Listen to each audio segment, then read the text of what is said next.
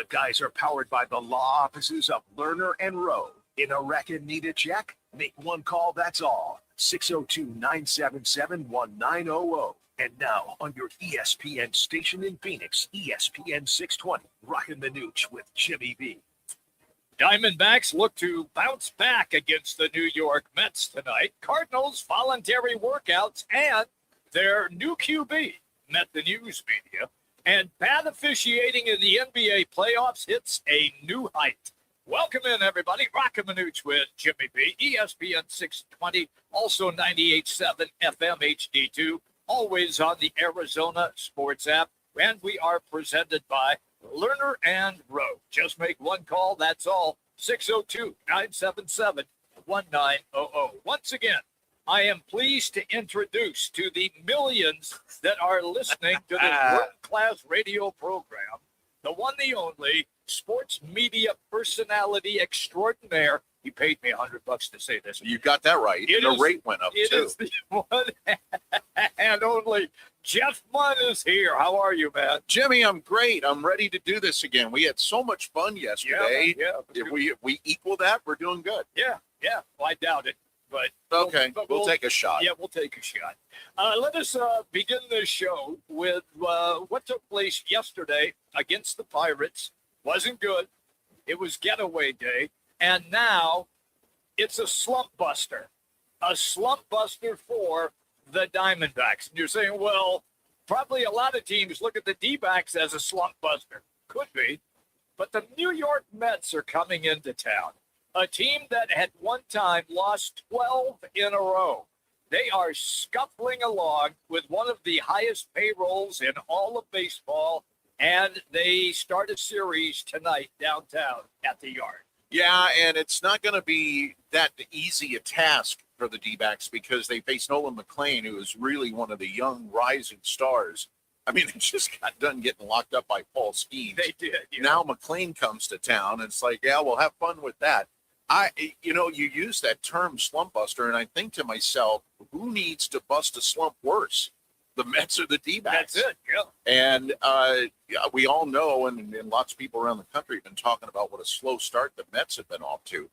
And it's I mentioned this yesterday. You just hope that at some point, they're going to start figuring it out. Mm-hmm. And you just hope it isn't this weekend. The thing that I'm going to be looking for is, can the Diamondbacks, A, get runners on base, B, be more aggressive at the plate, and C, score some freaking runs? I mean, the idea in baseball is to score. Yeah. To touch home plate, to circle the bases and put a run on the board. They have really, really, really been scuffling along in the last few games. Remember, before the Pirates came to town, they won one game on that Midwest road trip. They won a game in Milwaukee, that was it.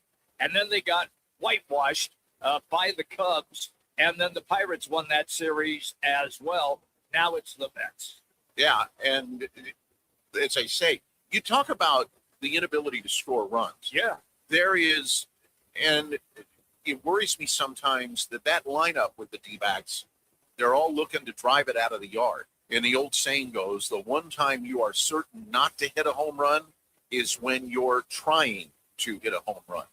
That lineup should be able to piece together multiple hits in an inning, bring home runners. They can run the bases, although one of their better base runners was designated for assignment today. He was. But this is a team with very good speed on the bases. So, yeah, all you got to do, get guys on. And then, the old phrase, get them on, get them over, get them in. And they haven't been able to do that lately. And it's been obvious. I mean, it's been obvious to the fans, obvious to Major League Baseball across the country as well. So that's what we have for you tonight. Is we have Diamondbacks baseball with the Mets in town. So yesterday, the NCAA came out and stated that March Madness is going to expand. It happened while we were on the show, and we touched on it a little bit, but we're going to dive into some of this throughout the course of the program today. I cannot believe Well, I can, because it's a money grab. And yesterday, I believe it came out that the NCAA is going to get like an extra $131 million for adding these teams. Somebody on TV today said it's interesting how quickly the NCAA can make decisions when they can make money. But if they're investigating something, it takes years. But this is just plain and simple a money grab. Yeah. There has been, when in relation to the college football playoff, there is still a pretty healthy debate going on. Should they go to 16? Should they go to 24? Right. Nobody in college basketball has been screaming, boy, what we really need is a 70-16 tournament. That's a great point. Great point. I haven't run into anybody. I haven't. No. Last night, Yeah. Dick Vitale tweeted that he didn't like it. Yeah. And I thought to myself, boy, if Dickie B is against it, there's a problem. Yep. So obviously, Arizona State and the women's team benefited from the expansion of 68 teams this year because we played in a play-in game. And it was a great game. We lost on the last possession. And Virginia, the team that beat us, actually got into the Sweet 16. So they got on a bit of a roll. That's good. But to me, and I think it was Jay Williams or somebody on ESPN said this today, you're just letting in 8 more mediocre teams. Thank you. And I just don't see how you improve the event by doing it. Well, the point was, and I think a lot of people at mid-majors were thinking, they're going to let in some more mid-majors that have won 22 games instead of getting somebody who was 18 and 16 from the SEC or the Big Ten it's not going to happen like that. No. It's not going to happen. And the mid-majors are going to get shortchanged again. Yeah, and it's proven, obviously, money ties to television a lot of times. Always. The TV ratings for the NCAA tournament are better when the Blue Bloods get deep in the tournament. Absolutely. The Dukes, the Carolinas, the Kentuckys. The Arizonas. Yeah. And when you look at, I would consider UConn at this point to be a Blue Blood. Oh, yes. So you had 4 teams in the tournament this year that were really good, strong programs. And even though the Final Four was on TBS, the numbers were still very strong. Mm-hmm. My point being this, I don't think the NCAA or the men's basketball committee, I'll leave the women's committee out of this for the moment. The men's committee isn't going to feel like they have some sort of mission statement to let in more mid-majors, because we all know what draws people to the TV set. It's the known products. Yes. So you'll see more SEC, you'll see more ACC, probably some more Big 12 teams. I agree 100%. That brings us to our State 48 Roofing. It's your call question of the day. You can call State 48 Roofing for a free roof inspection before the leaks happen, and you can keep your roof sexy with State 48 Roofing. Just go to state48roofing.com. That's state48roofing.com. Or you can just go old school and call them. 480-268-4509. That's 480-268-4509. Here's the question, and what we were just discussing. Does expanding March Madness to 76 teams make the tournament better or water it down? You have 3 options. 1, better, more teams, more chaos, more fun. 2, worse, dilutes the field and cheapens at-large bids. And 3, doesn't change a thing for me.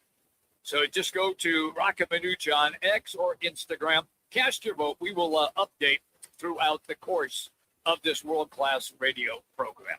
All right, so I'm watching the NBA playoffs, and I've been an NBA guy for a long time. People know that. How do I say this and not get us thrown off the air? The officials stink. I was going to say something worse, but they do. And I'm telling you right now, Jeff, every player that is playing and competing his ass off in the playoffs has a legitimate right to talk about the officiating. Now, look, I don't like beating up officials. That is not me.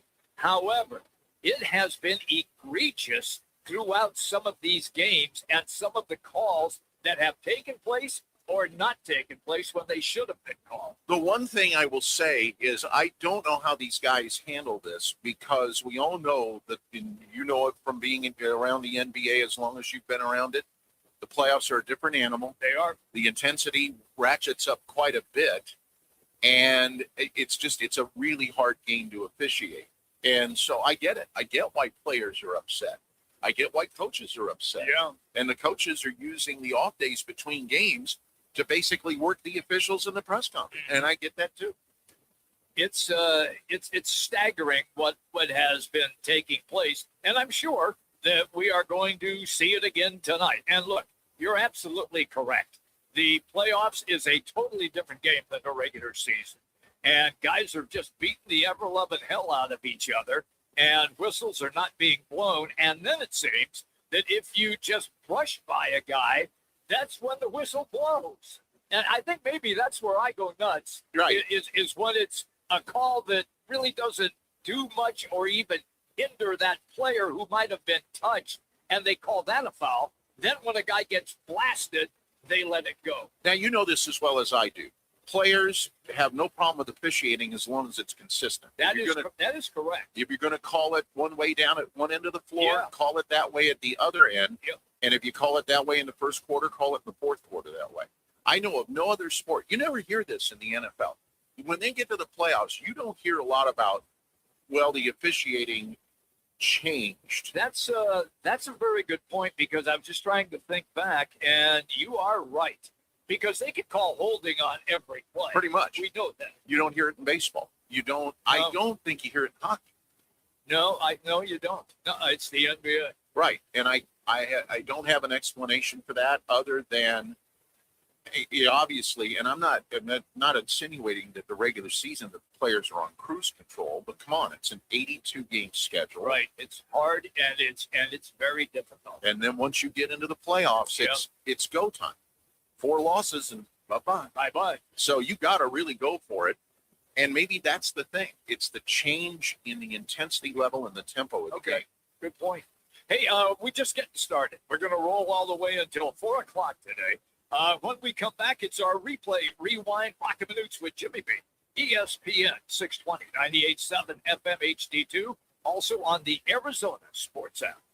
Game on Peoria. When it's time to eat big, drink cold, and watch every play, make it Big's American Bar and Grill in the P83 district. Big's is serving up huge portions of your favorites. Burgers, wings, nachos, plus a full bar and TVs everywhere you look. And don't miss happy hour Monday through Thursday, 3 to 6:30 p.m. with $2 off well drinks and $2 off domestic drafts, plus daily specials all week long. Bring your friends, grab a seat on the patio, and settle in for the game. Big's American Bar and Grill, where Peoria comes to play, eat, and watch. You push hard. You train hard. Shouldn't your soda work just as hard? Meet Kunu, the superfood nutrition soda packed with whole vitamins, electrolytes, and antioxidants. Only 5 grams of natural sugar. Over 2,000 5-star reviews. Voted the #1 soda for athletes. Whole food nutrition. Great taste. That's Kunu. Go to HUNUsoda.com and use code ESPN for 10% off your first order. Kunu Soda. Soda that's actually good for you. HUNUsoda.com. Code ESPN. I was in a wreck. I need a check. I was in a wreck. I need a check. I was in a wreck. I need a check. I'm Kevin Rowe from Blur and Rowe, and we've been serving Arizonans for 20 years. Make the best choice after an accident. Call 977-1900. That's 977-1900.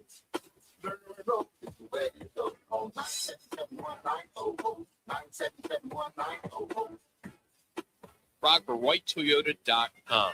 At Right Toyota, they'd like you to get to know them. Their goal is to make buying your next vehicle the kind of experience that earns your recommendation to family and friends. They invite you to use all their innovative web tools on RightToyota.com.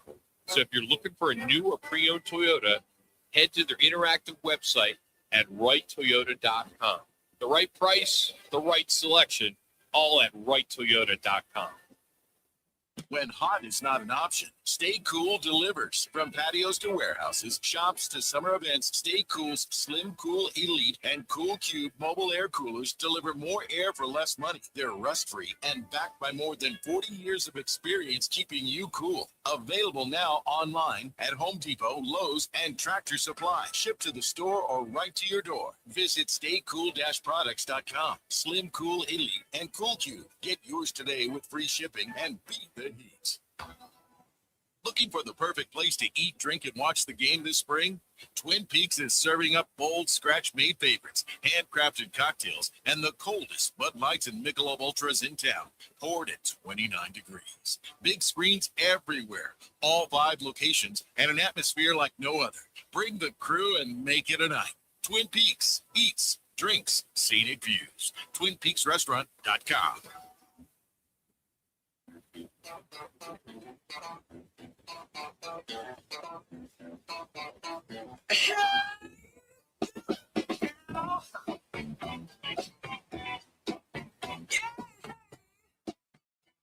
It's time for our replay rewind. The top sounds of the night and whatever Rock decides to add. Let's get to it in replay rewind with Roc and Manuch with Jimmy B on ESPN 620 and on FM at 98.7 HD-2.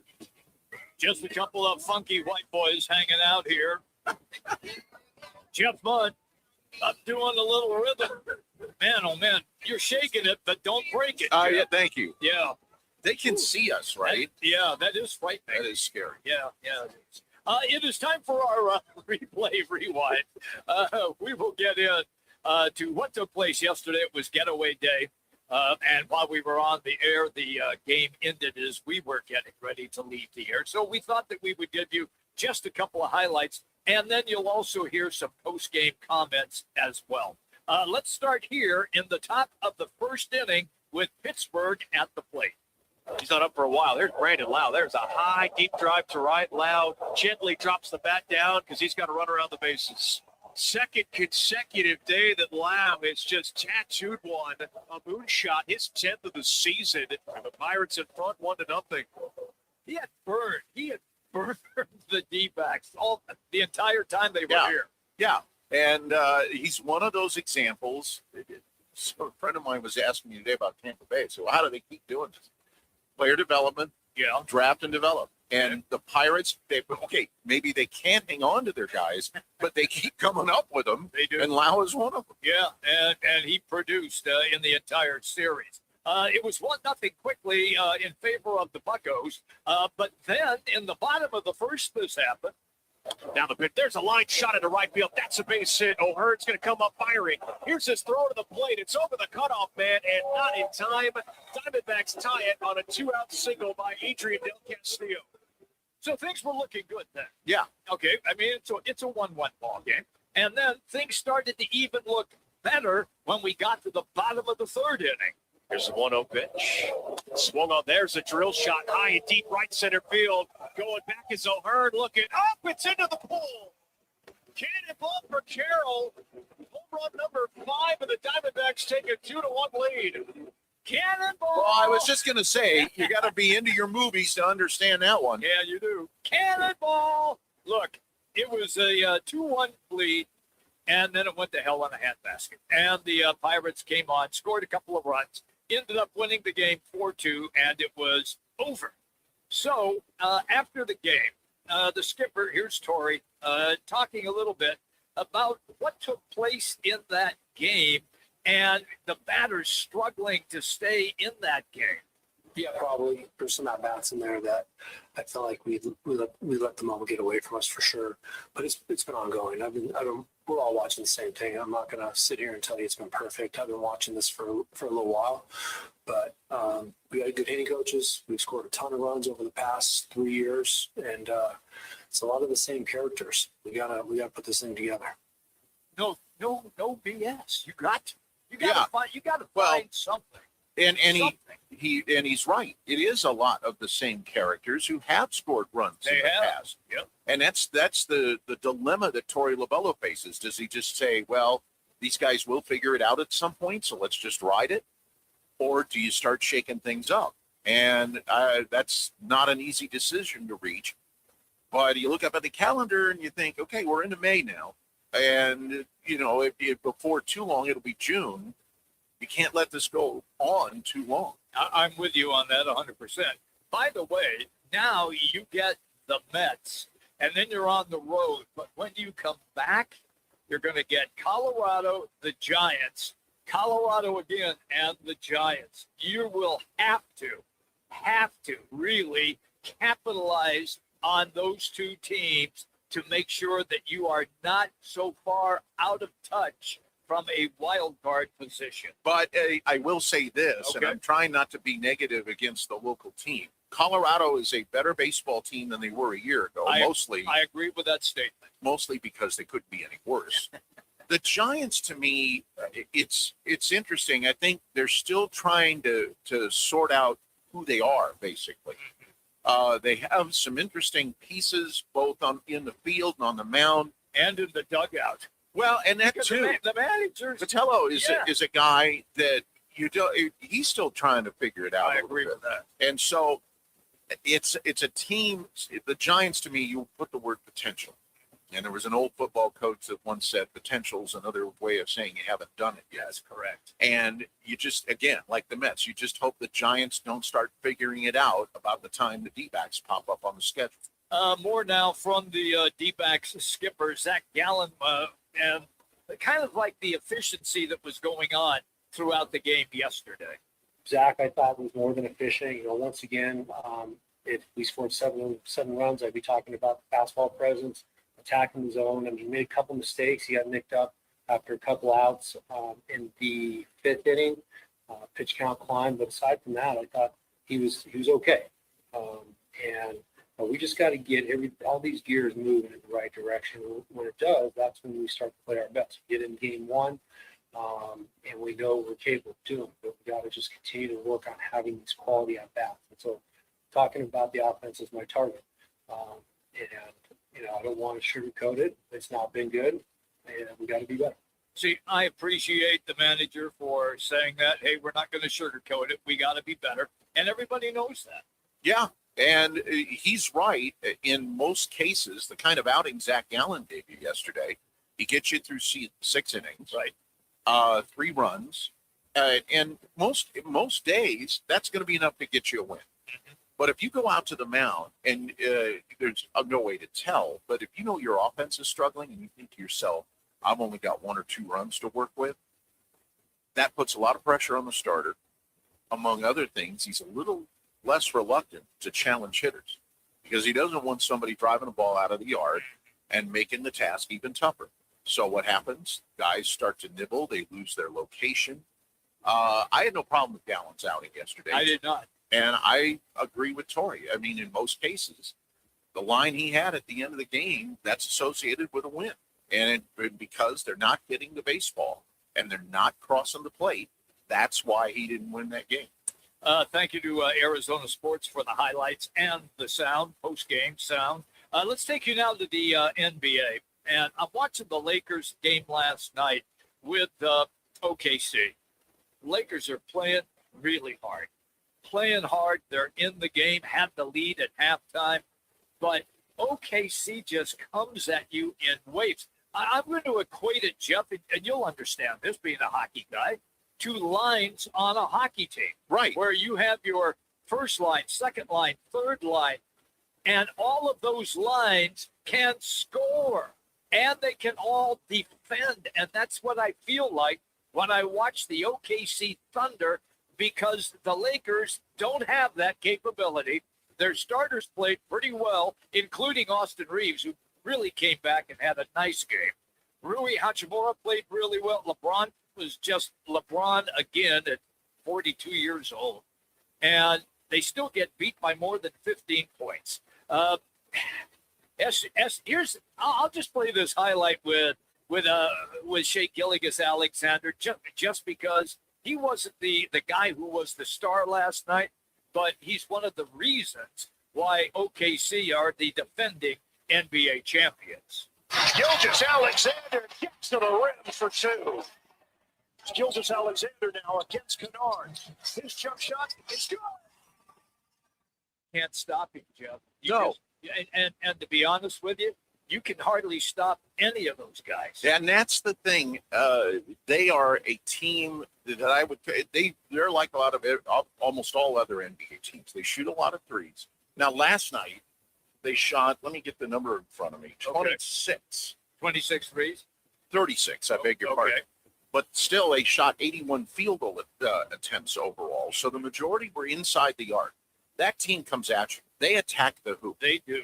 And they out-rebounded the Lakers by 2. Both teams shot the ball very well. The Lakers shot over 50%. Yeah. And lost by more than 15. Yeah. And it just, the Thunder goes to the line 26 times in the game. Yeah. That's part of it. It's a team. They have, I don't want to say they play with a chip on their shoulder, but they're very aggressive, almost to an edge, almost Detroit Pistons of the 80s, where here we come, try and stop us. Yeah, I'm with you. The other game, we had Ken Silverstein on yesterday on the show, longtime NBA broadcaster. He covered the Cleveland Cavaliers. He had a couple of great stories about how he was covering LeBron James when LeBron was playing high school football and basketball. It was pretty entertaining. And he said pretty much that the Cavaliers, if they do not win this series, there would probably be a big shakeup as far as Cleveland is concerned. Guess what happened? Detroit did it again last night. Cunningham for 3. Yeah. Cunningham on an island with Allen. Called for a string. Got the switch. In and out. Cunningham fading. He's coming alive. Thank you to Prime Network for those highlights. Kate Cunningham is the real deal. Yeah, really fall. I saw him his rookie year. Okay. I was filling in on a Suns game for Al McCoy a few years ago. Yeah. And the Suns were playing at Detroit, and it's the first time I had seen Kate Cunningham, and I thought, whoa. Because at the time, I don't follow the NBA as closely as I used to when I worked in it. Right. But I was a little surprised that he was the number 1 overall pick, and then you watch him play and think, okay, now I know why he's the number 1 overall pick. Yeah. He is very talented. And what is it now? Cleveland is yet to win a road playoff game. They have not won a road playoff game. They don't have home court advantage in this series. No, Detroit does. Translation. Yeah. See you. Yeah. those wholesale changes, give it about a week. Hey, today's Replay Rewind presented by Lerner and Rowe. Interact, need a check. Just make one call at 602-977-1900. Always at lernerandrowe.com. Once again, Lerner and Rowe. One call, that's all. 602-977-1900. When we come back, pregame and postgame show host Jody Jackson of the Diamondbacks is going to join us. We're going to get into the beginning of a series against the New York Mets and Arizona. Roc and Manuch with Jimmy B. Jeff Bunn in today, hanging out with yours truly, ESPN 620. Time for an ESPN 620 Sports Center update.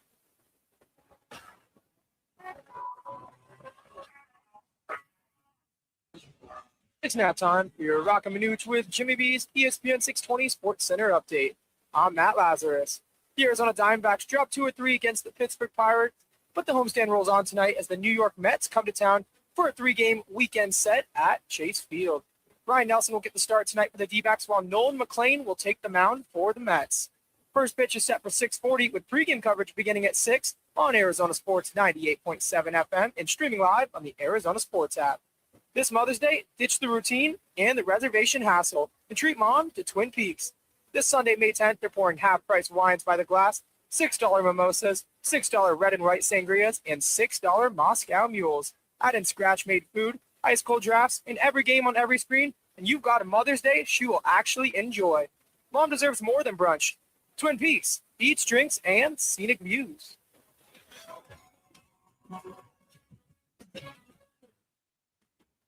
We get it. A meal shouldn't cost you nearly $20. And we agree. At Venezia's Pizzeria, lunch or dinner for under $10 is still a thing.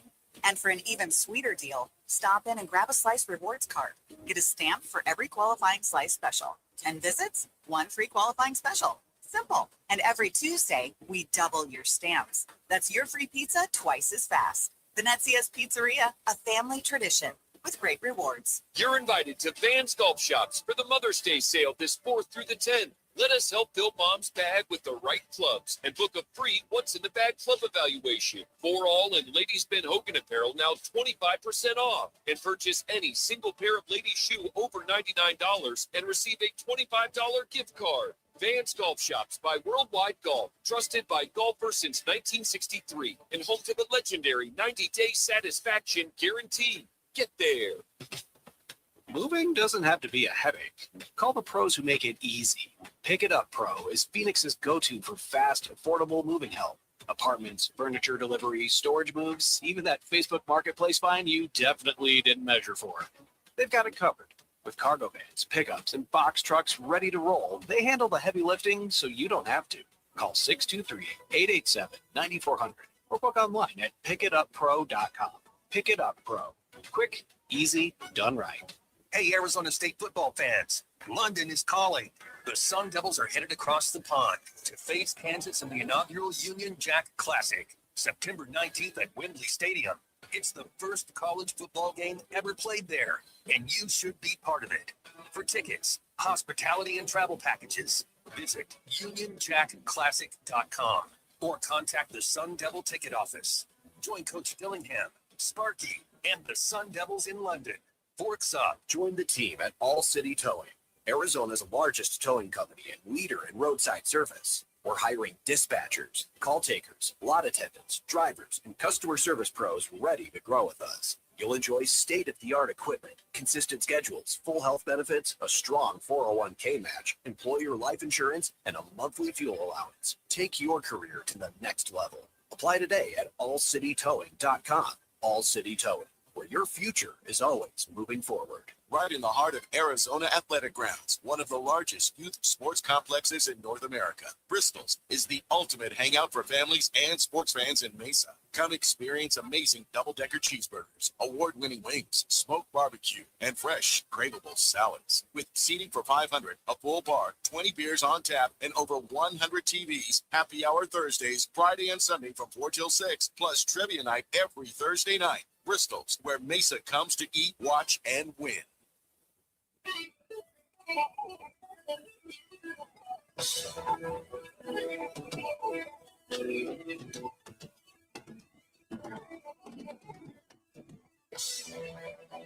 Now back to Roc and Manuch with Jimmy B. Now on ESPN 620. There's the 1-0 pitch. Swung on. There's a drill shot high and deep right center field. Going back is O'Hearn looking up. It's into the pool. Cannonball for Carroll. Home run number 5, and the Diamondbacks take a 2-1 lead. I can tell you this. I remember watching Jody Jackson during the World Series do a cannonball into the pool. She did. I didn't know that. Yeah, everybody saw it. Jody is our guest. Of course, you see her on television for the D-backs, the pre- and post-game host. You can always follow her on X at Jody_Jackson. As I referenced, she is our guest. Jody, it's always good, girl, when we catch up with you. Aside from that cannonball, have you been in the pool since? No, that was my last appearance in the pool. I've been out there actually quite a bit doing some things with presidential pools, but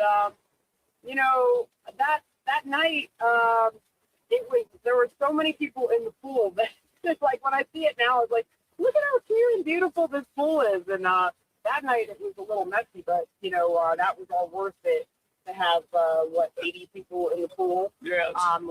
With their clothes and their dirt on and the baseball dirt and everything. Yeah, that was the Dodgers. I believe that was after the after the Dodgers. Yes. Yeah, it was. Yeah.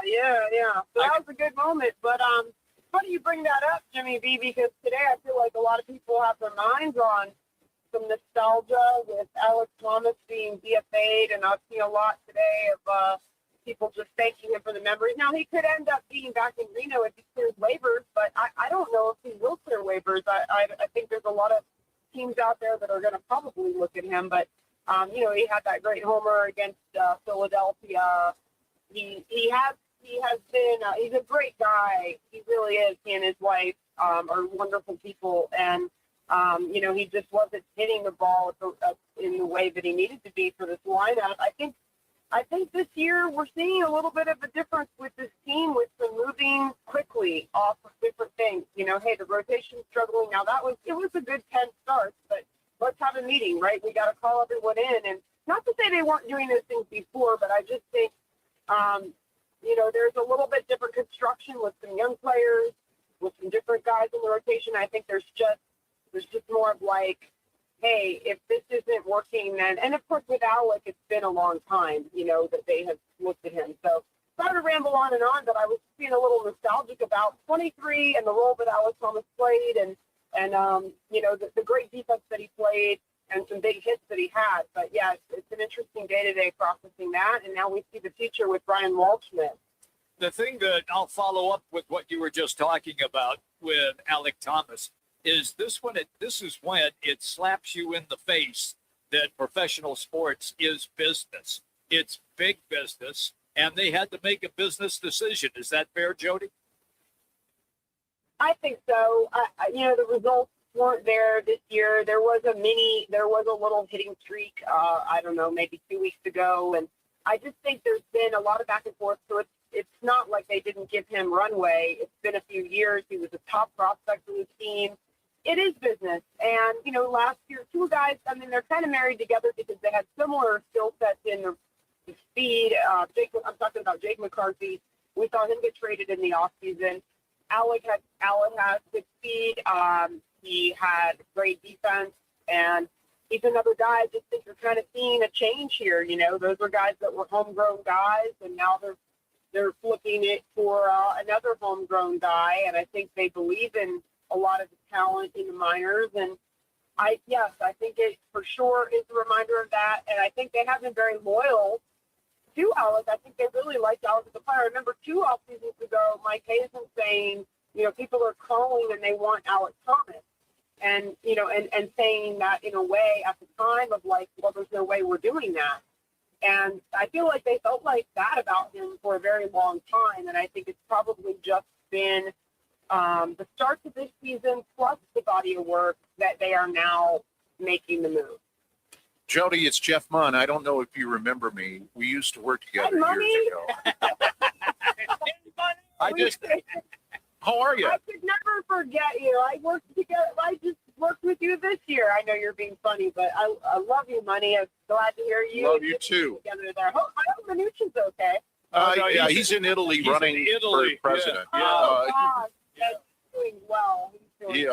He's always doing well. Couple of things related to that, and I'm going to start first by you mentioned the fact you wonder if Alec Thomas will get through waivers. I don't think he will, because you're talking about a guy, you said it, plus defender, good speed. Yeah, the bat isn't there, but I think there'd be enough teams out there that would say, you know what, we're going to take a chance and hope the bat comes around, because we could certainly use a guy to come in the 8th inning, kind of the way the D-backs used it the last couple of years. 8th inning, you want to protect a 1 or 2 run lead. He's going to cover the gaps for you. Or if you're down a run, he can come in as a pinch runner and steal a base. I think a lot of clubs will put in a claim on him. I think you're right. I do. And that's probably what made this hard for the D-backs, because they want to see him do well, but they want to see him thrive, but you hate to see it in other places. But I think that's the decision that's being made. Again, they're balancing a Waldschmidt, and then, they still have Lawler coming back from injury. So you now have all these outfielders that are going to, we'll see what Waldschmidt does. And you have Lawler coming back probably in June sometime. But I think he's a good player. I already see a lot of people. It's only natural for fans to say, I'd rather have him than so-and-so. You know what I mean? Like, so all of these fans of these teams and probably some front offices are, when you see Alex Thomas float across waiver, float across the line, these DFA, that's causing a ripple effect across baseball today. Because many times when you see a DFA of a guy that's been established, it's maybe that they're done, a guy that is he's just aged out, or, pitcher that is really struggling sadly. And even that, a lot of teams say, well, let me get my hands on him. Let me get my coaches on him. Let's see if we can eliminate this one pitch. So with Alec, I'm sure the tinkering will continue with the batting approach and stance. Like, let us get a look at him. I think you're right, Money. A lot of teams are going to want him, and rightly so. Just a quick follow-up, and I'm not close to the current baseball administration, but we know that a lot of front offices and managers, they call the prospect up, they get him in immediately. Would we expect to see Walt Schmidt in the starting lineup tonight? It's funny, and actually, I'm not there tonight, but I haven't seen the lineup yet. I would, though. I would expect to see him in center field, I think. I mean, that's what I kind of expect to see, and I guess we'll know here shortly. But, yeah, I agree. Money, you've done this a long time. I used to, we used to see each other, of course, out on the road with the home games, and you know how it goes. That's something they usually do like to do. Troy Lavelle is no different. Is throw him in there. Now, it was interesting with Walt Schmidt because we just had Jesse Borick on our show yesterday, and he was talking about prospects for MLB Pipeline. And Walt Schmidt got hit in the head with a fastball the other night, 3 nights ago now, I think it was. And he luckily was okay. Luckily, obviously, for the long term, but even for the short term, he had no concussion symptoms. So they did help. They took one of the games. They held him out the next night.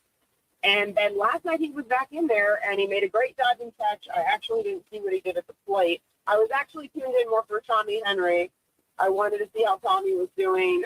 He didn't have a great outing. He gave up a couple homers. Tyler Lockwood, though, hit a homer in his very first at-bat. So a quick Reno Aces report for you guys. I know you didn't ask for that, but Walt Schmidt, yeah, he's, I wonder if they would have even done it sooner. I guess that just crossed my mind right now, but he got hit in the head with a fastball. Jody, go ahead, Jody. Yeah. No, you're good. That's it. I'm just putting a bow on that. Okay. Jody Jackson's our guest on the Right Toyota guest line tonight. Mets in town, beginning of the series. Both teams, D-backs and Mets, below 500. Ryan Nelson, 1-3 with a 6.61 ERA against the Mets. Nolan McLean, who's 1-2, but his ERA is solid at 2.97.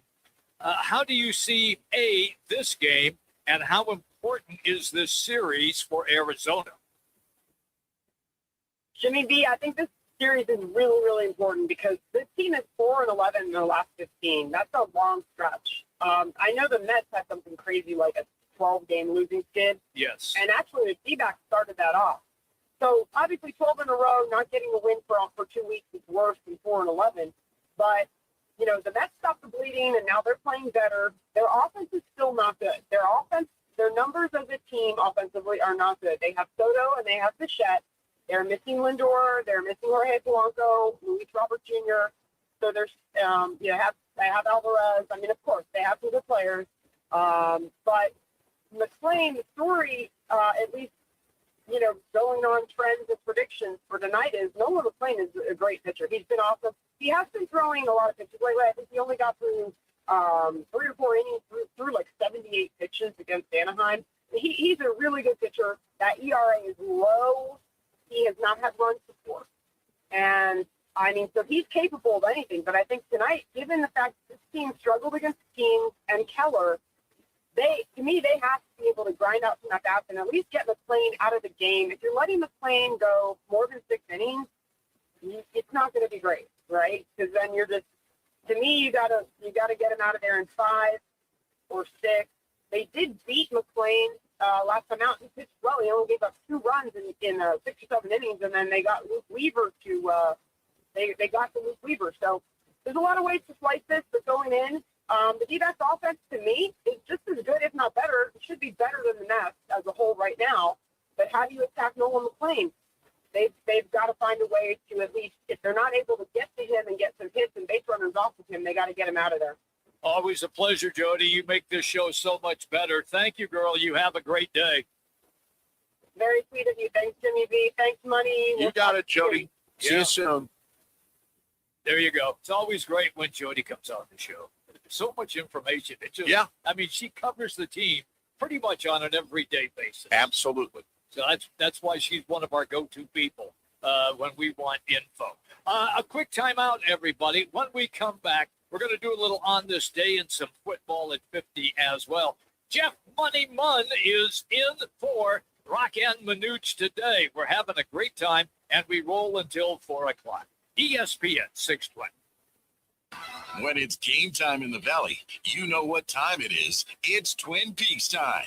Head to Twin Peaks with 5 Valley locations and massive screens everywhere you look. From basketball, baseball, to hockey, fights, and more, there's no better place to catch every play and all the action. Bud Light is a proud partner of sports fans everywhere. Twin Peaks, eats, drinks, scenic views. When tragedy strikes, the impact is immediate and devastating. That's when the 100 Club of Arizona steps in, providing financial assistance, guidance, and emotional support to the families of public safety officers injured or killed in the line of duty. They also invest in mental health resources, injury prevention, and scholarships for the children of first responders. Every day, Arizona's public safety professionals put their lives on the line. The 100 Club of Arizona has their back. Learn more at 100club.org. I was in a wreck. I need a check. I was in a wreck. I need a check. I was in a wreck. I need a check. I'm attorney Kevin Rowe. Being in an auto accident is traumatic. You need to call the best law firm that has the experience to get you the best results. Call 977-1900. That's 977-1900.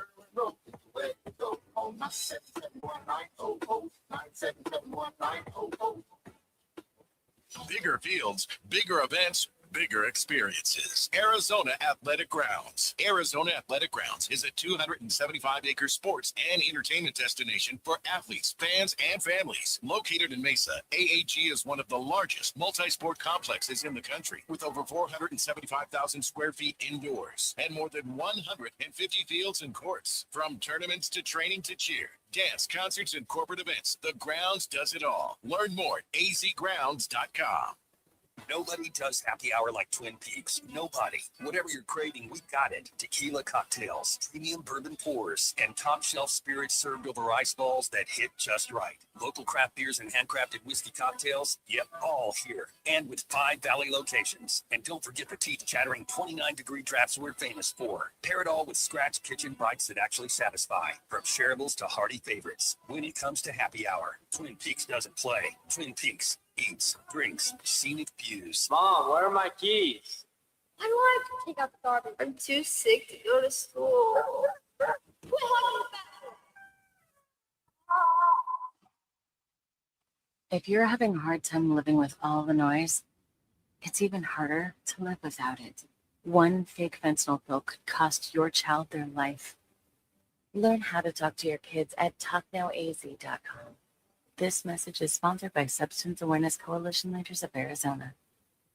Roc and Manuch with Jimmy B want to take you back. A quick reflection on some of the more memorable moments in sports and pop culture. Now, time for your Right Toyota on this day report. Right Toyota, right on the corner, right on the price. Right Toyota in Scottsdale. All right, everybody, welcome back. We got Jeff Munn in the studio today. Roc and Manuch with Jimmy B. Roc will be back on Monday. And then we'll have Jeff back in throughout next week as well. He and I are having a good time.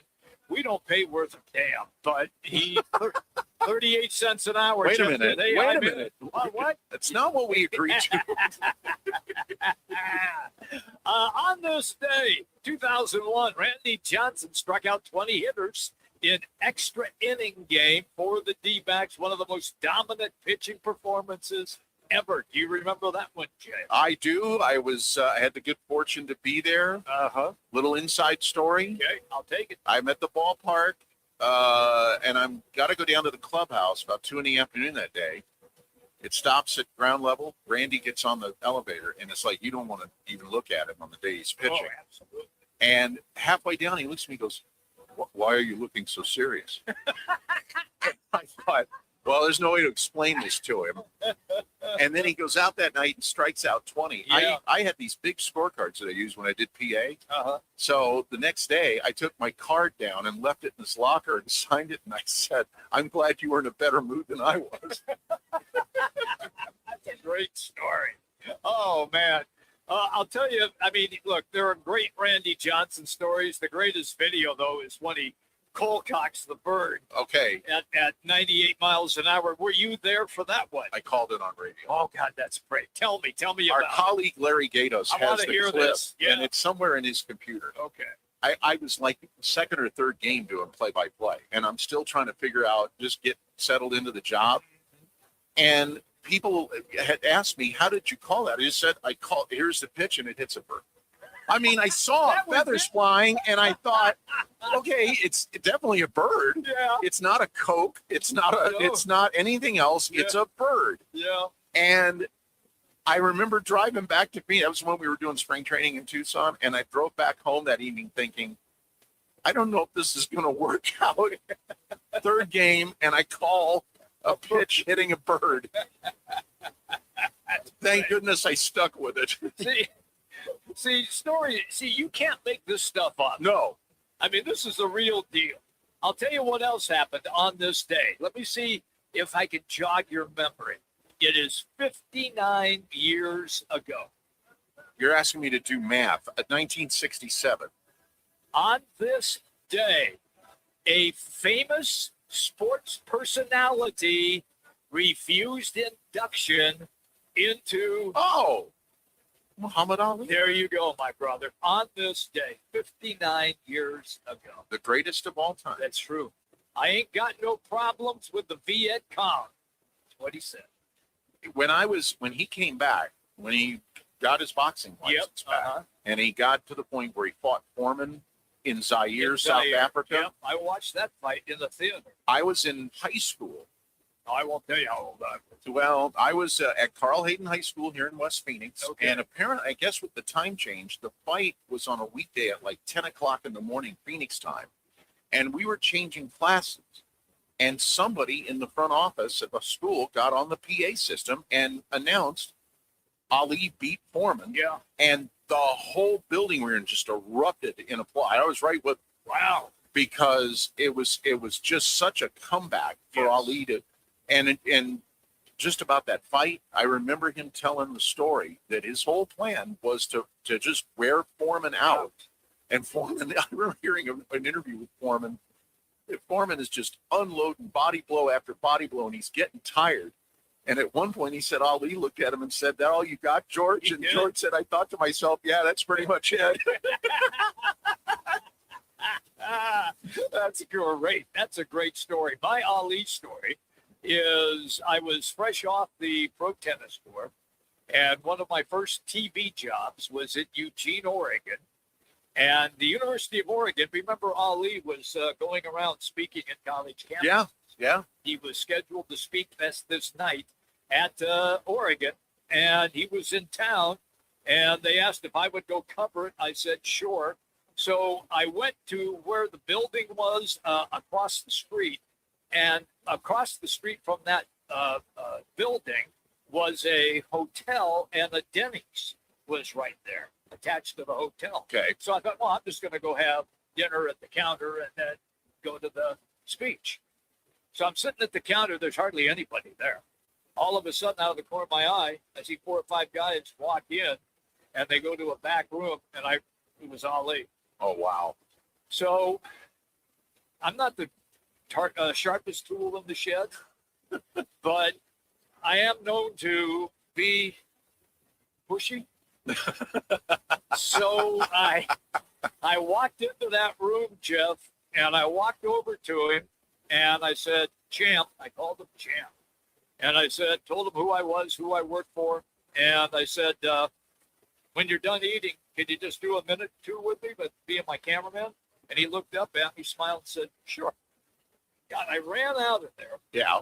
Because, no phones, none of that stuff. Right. Run to the payphone, call the station, because the camera guy was not going to come down until he was going to speak. Right. I said, you got to get down here right now. I got Ali. I'm going nuts. And so the guy jumps in the car, drives over as fast as he can. We get set up. About a half hour later, here he comes. Walks right over to me. And I did an interview with him, and the entire time, and don't ask me why I called him Champ. I have no idea. But it just came out. Well, yeah. Because he was the champ. He was. And he had it taken away from him, but he was the champ. And then at the end of the interview, I said to him, champ, Joe Frazier now is the heavyweight champion of the world. And he looked at me and he took the mic out of my hand, stood up, and he's legit 6'4". Right. Stands and looks into the camera and just went off. Joe Frazier's nothing. I'm the people's champ. I mean, he went on, Jeff, for about a minute and a half, stopped, and then looked at me and said, "How was that?" That's what he said to me. And I said, "Champ, that's great." There are several reasons why he's called the greatest. Man, to me, it's still the best interview, and I've interviewed a lot of big-name folks. Still the best interview I ever have done in my entire life. Oh, that's awesome. A little football at 50. Here we go for you right now. It is presented by Big's American Bar and Grill in Peoria. It's one of the best spots in the valley for great food, cold drinks, wall-to-wall sports. It's Big's in Peoria, the P83 district right across from the sports complex. The New York Jets have signed their star running back to a mere $46 million contract as, I guess you could probably say, Breece Hall, 3 years, got paid. Howard Balzer said this yesterday on the show. He did. Running backs have always mattered. It's just that teams are coming back to the idea that they should be paid. Yeah. And, and that's a perfect example of what we're talking about. There you go. Hey, hour number 2's on the way. We're going to catch up with Scott Spreitzer, our world-class handicapper. Jeff Munn in studio with me today. Roc and Manuch with Jimmy B, ESPN 620.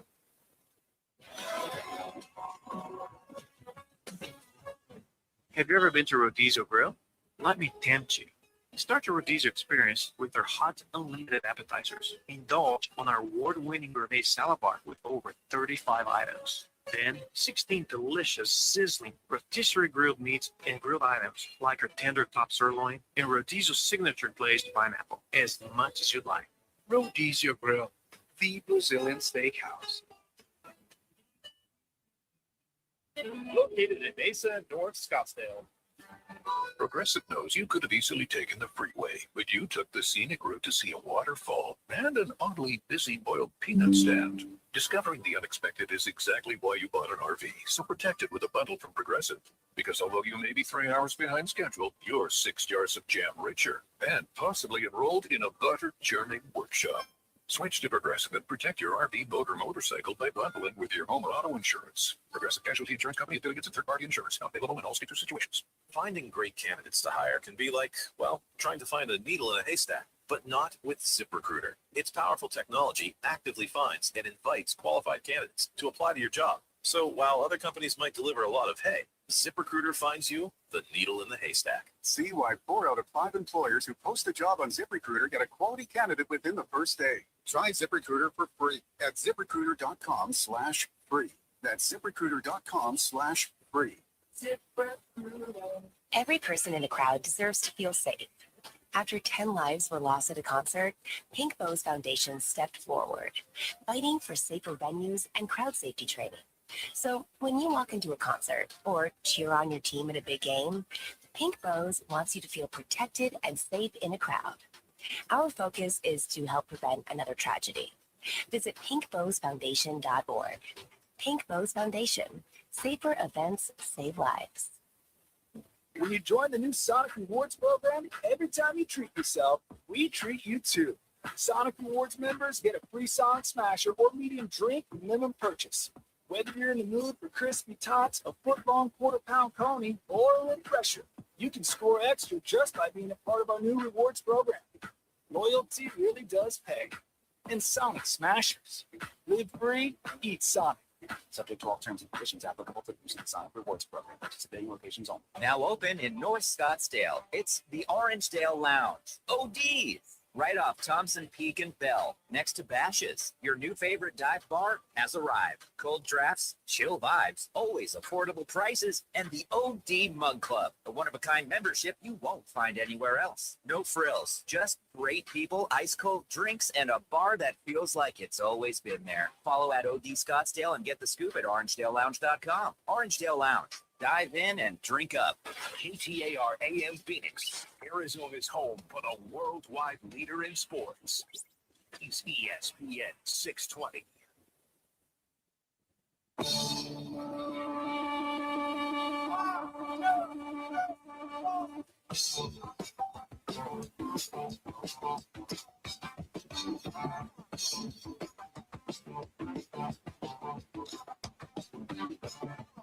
Now back to Roc and Manuch with Jimmy B. Now on ESPN 620.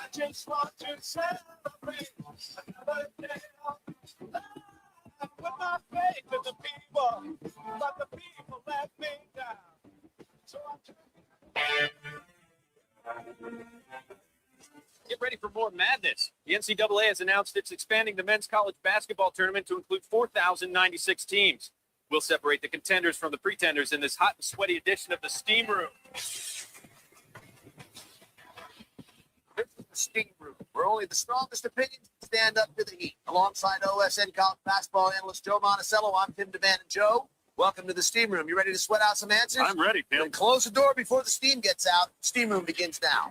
Joe, is this a good move for the NCAA? Great move, Tim. I love this idea. There are just so many quality teams out there that lost a tough game, couldn't get over that 5-win hump, or haven't even played a game yet this season. And it's great that the league finally let them all in. Now, Division II and III schools will be let in for the first time ever. Is this going to bring down the level of play? Absolutely not.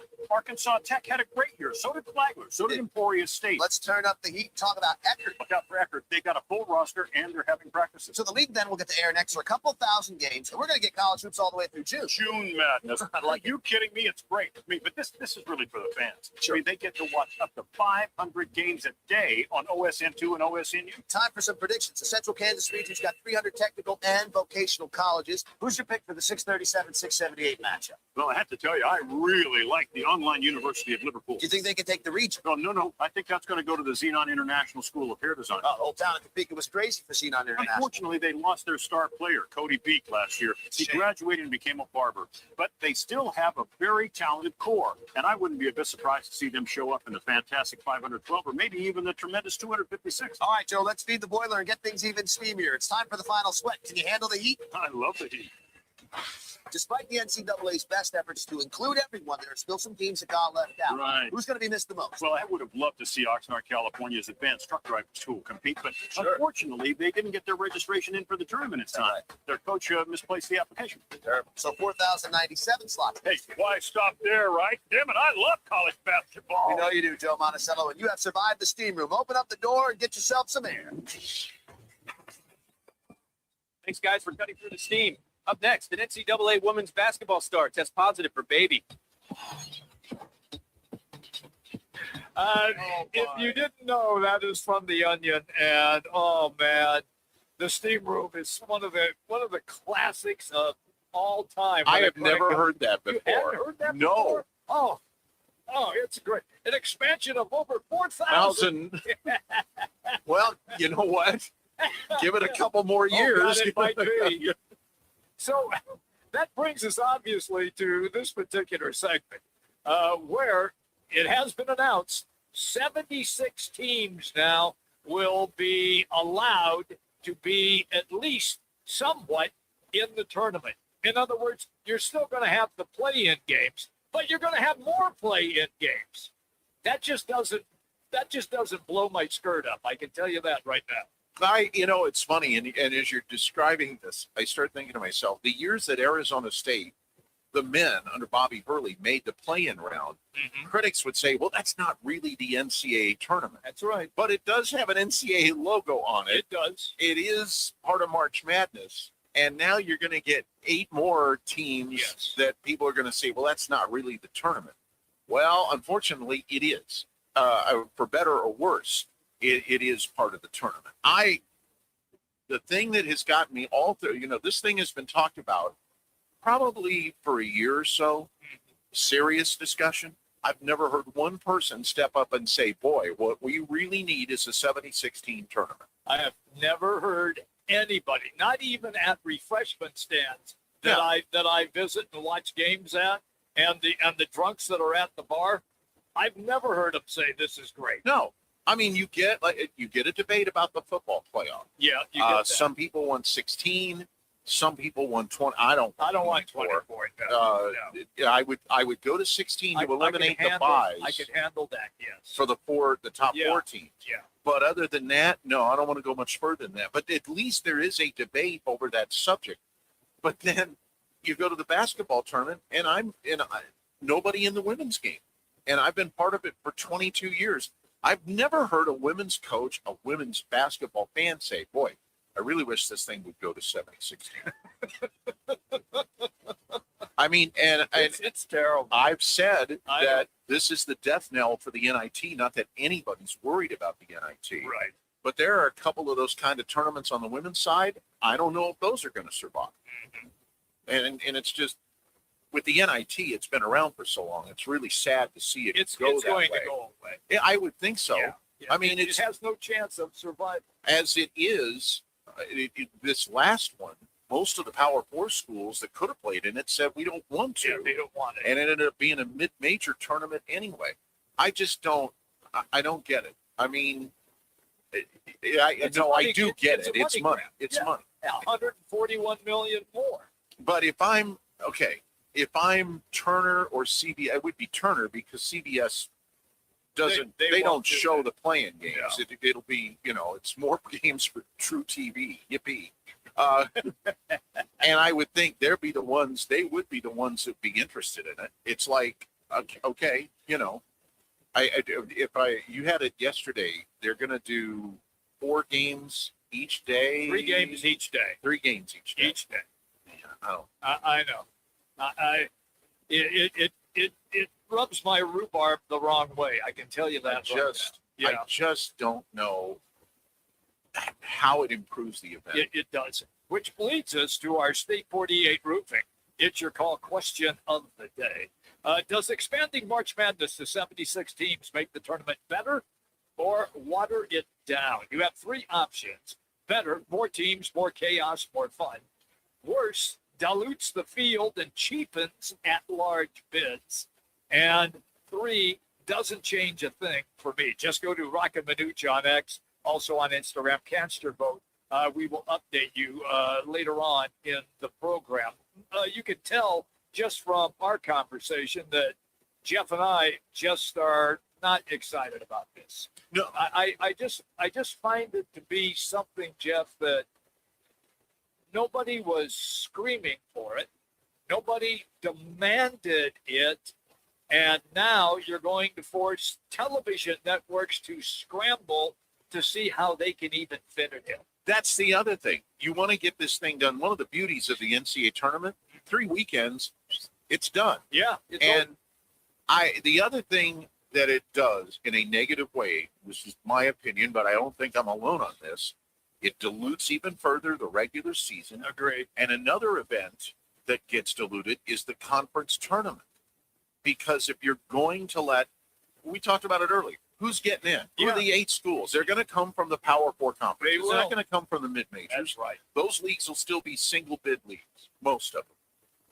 The Power 4 conferences are going to get more teams in, which means, do you really have to go to your conference tournament, win a couple games to lock up an NCAA tournament berth?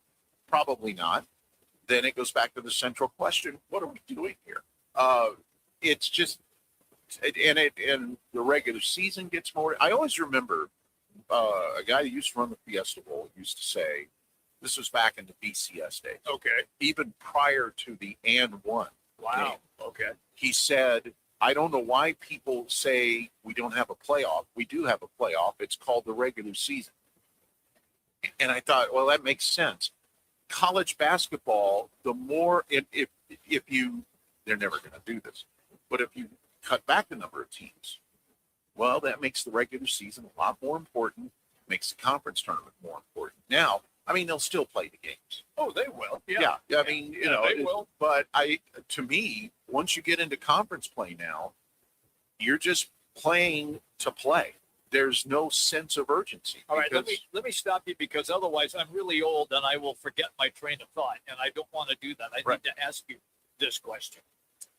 You've already talked about how you did the ASU women's games on radio and they went back to the play-in tournament. Right. And played. Okay. My question to you is, ASU boy, if indeed they were at 76, do you think that ASU's men's team would have gotten an invite?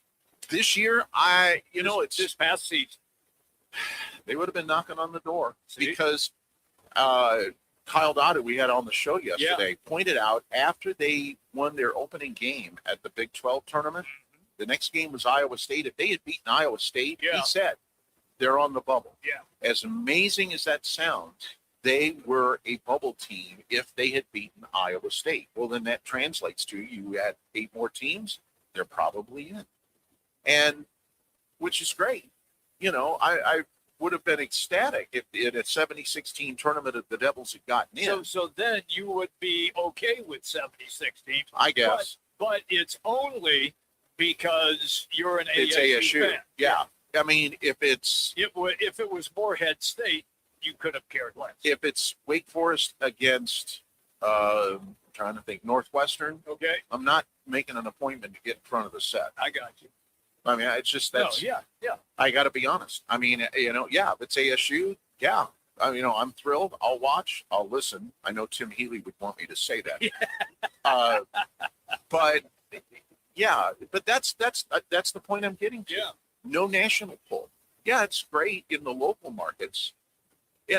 But in terms of does the whole country stop what it's doing on the first Tuesday of the tournament and say we're going to watch Drexel against whoever? ASU. Yeah, no, that's not going to happen. It'll be viewers in Tempe or in Phoenix. You will know this. What is Drexel's nickname? No, I don't.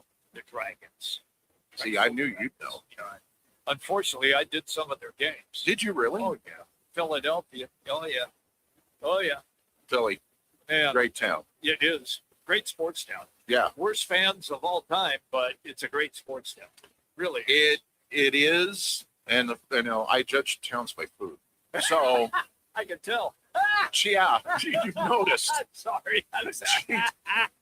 I was just telling you the story off the air about going to Penn State last year, and we had our flight out of Philadelphia was delayed to State College. Yeah. My first thought was, that's okay. There's a Tony Steaks right over there. I'll go grab a cheesesteak. Just call me when the flight's ready. You're the best, buddy. You are the best. Man, you can roll like nobody else can roll. It was awesome. All right, that's our thought on 76 teams. Neither one of us are excited about that. Hey, when we come back, there's a golf tournament going on in Charlotte. All of the top players are there. But the big story is possibly Live Golf dissolving. We're going to dive into that a little bit. Kevin Muragame, one of the golf professionals out at the Ocotillo Golf Club, is going to join us. He majors in this kind of stuff. This is right in his wheelhouse. We're going to have a conversation with Kevin. Roc and Manuch with Jimmy B, ESPN 620.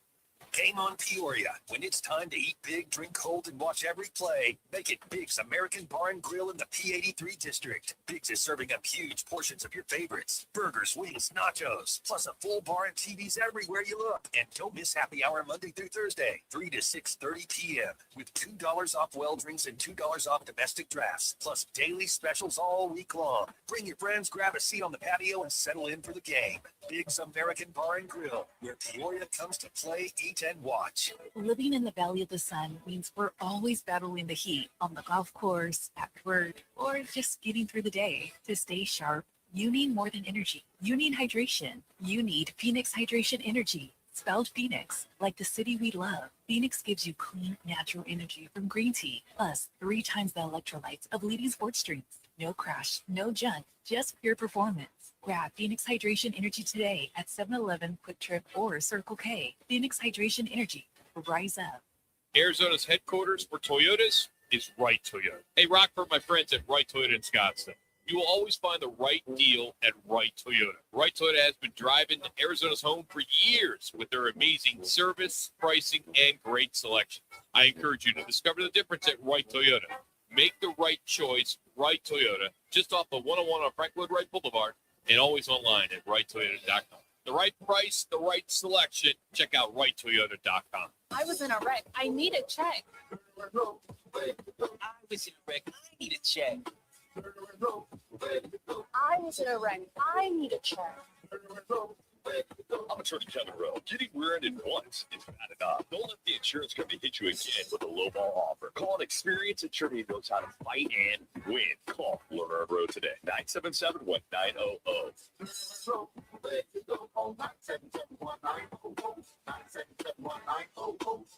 Join the team at All City Towing, Arizona's largest towing company and leader in roadside service. We're hiring dispatchers, call takers, lot attendants, drivers, and customer service pros ready to grow with us. You'll enjoy state-of-the-art equipment, consistent schedules, full health benefits, a strong 401k match, employer life insurance, and a monthly fuel allowance. Take your career to the next level. Apply today at City Towing, where your future is always moving forward. Looking for the perfect place to eat, drink, and watch the game this spring? Twin Peaks is serving up bold, scratch-made favorites, handcrafted cocktails, and the coldest Bud Lights and Michelob Ultras in town, poured at 29 degrees. Big screens everywhere, all 5 locations, and an atmosphere like no other. Bring the crew and make it a night. Twin Peaks, eats, drinks, scenic views. TwinPeaksRestaurant.com.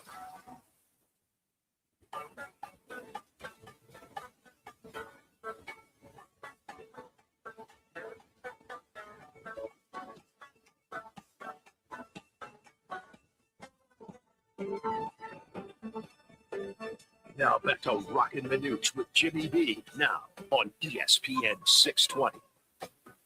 All right, everybody, welcome back in. Jeff Money Munn is in for Roc and Manuch today. Roc back on Monday. We're going to do some golf talk. And look, I know it's not the Masters. We've already had that, or the PGA or the US. I get it. But big story broke about the Live Golf tournaments and how they are not going to be back again coming up after this season by the Saudis. And so we thought we'd go to our go-to guy, which is one of the golf professionals at the Ocotillo Golf Club. It is Kevin Muragame.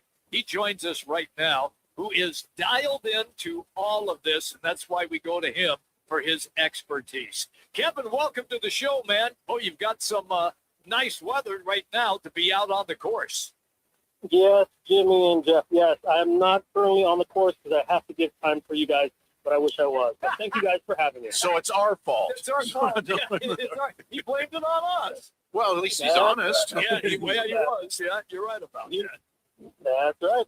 Up front. So, hey, take me now when this story broke, and I know you. I know how dialed in you are in sort of inside information. So take me to when the Live Golf thing broke, that they weren't going to be funded anymore, and they said now we're going to go look for people to invest in it. Is anybody going to invest in it and lose $60 billion like what the Saudis had done? great question. I would like to think of it as Live Golf as kind of a startup, right? So, again, it's going to be hard-pressed. Even though a lot of people love golf, a lot of people have money that could back it to continue on in something that maybe didn't quite fail in a lot of people's eyes. It's just that they weren't able to get the backing, TV ratings, stuff like that. These tournaments, even though they seem like fun, they changed the format this year. They went to 72 holes, try to match up what the PGA, DP World Tour does, 4-day event. So they try best they can. But as far as somebody else kind of taking over, I don't see the foreseeable future. There is a chance, as you can say, there's a chance that somebody might want to back it, but for how long? 1 year, 2 years, 3 years? As you can see lately in the news, starting with Koepka, a lot of people were jumping off the bandwagon and trying to get back over the PGA Tour, and as you know, Rahm was the latest. The interesting thing about it is that when, and this happens across sports, when a maverick league, a competitive league, starts and then folds, the established league, something from that renegade league comes over to the established league is like the 2-point conversion or the 3-point shot. Is there anything the PGA Tour either learned or is going to add from Live Golf that they saw Live Golf do and say, yeah, that was really good? Yeah, great point. I would like to say, first of all, probably the marketing aspect, getting a little bit more world events, going to different countries where golf is going cuckoo and bonkers over there, which we might not realize in the States. Number two, maybe looking into some different formats, some different events. This week, as you guys know, we'll talk about later, we do have 2 PGA events in the same calendar, right? One, of course, is more of an invitational. The other one, it still has PGA players, but it's more for the ones that couldn't make it to the invitational. So probably number one, it'll be taking into account maybe trying different things to bring more people back into golf or enjoy golf and see it a different light. Number two, which has already worked, look at the prize money. Prize money has already shifted, right? Yeah. Because of Live. PGA, I mean, I'll just use it for example, we're going to talk about it later, but look at the Truist, again, an invite. The purse for the Truist is $20 million. Whoa. For Myrtle Beach is $4 million. Wow. Same amount of players, but the purse is. So that's another thing. And then last but not least, again, I'd probably say, well, we got a lot of good golfers out there. So maybe we can go ahead and expand some of these events, maybe not to 200 plus players, but maybe have multiple events during the same calendar month, if people are willing to it. Now, it's interesting because you have to go find sponsors, of course, and you have to find golf courses willing to do this. But, hey, they was able to do that, at least for the last 4 years, right? So maybe there's some opportunity there, expanding into Mexico, Canada during the summer, places in the Caribbean, something like that. Kevin Muragame is our guest. We're talking Live Golf. So in your estimation, and then we'll move to the tournament that's taking place right now, the Truist tournament in Charlotte. In your estimation, do you believe that Live will die at the end of this year? Are we on the same page, or do you think something will change? I believe so, unless something drastically happens, like you open the show with somebody taking over, backing it, and again, for how long? Because you already see some of the players question, right? Right. And as you know, there are paths for players to come back, a returning player program. Again, we've had examples. Reed is going to DP, trying to get back here. Rom's actually going after paying $4.7 million to get back on there. How much did he pay? According to sources, it was $4.7 million. See, I told you. He's got it. Yeah. For him, it's not bad, but again, it's a reoccurring thing, and that was his main beef with the DP. Is they felt like he was being, extortioned or for that, and I'm like, look, I mean, other people have to pay penalties, right? So, last but not least, I think other than having some of these golfers go through the process of going back on Corn Ferry or paying the penalties, like I said, maybe expand more events, allow these players to come back gracefully, but earn their way.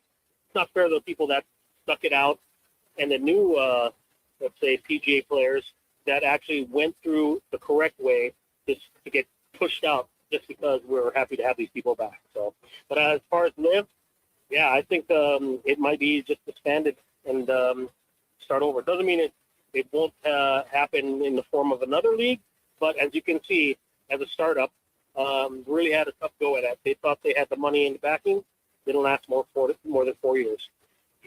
Kevin, you talk about that it needs a lot of backing. And again, it sounds so much to me like these spring football leagues that start up, and they can't make a go of it primarily because they're not the NFL. When you're talking about the things that were really working against Live Golf, I think one of them was media, in the sense that golf fans or casual fans are used to see, there's golf tournament this weekend. It's probably on NBC. It's probably Dan Hicks up in the tower, or it's Jim Nantz on CBS.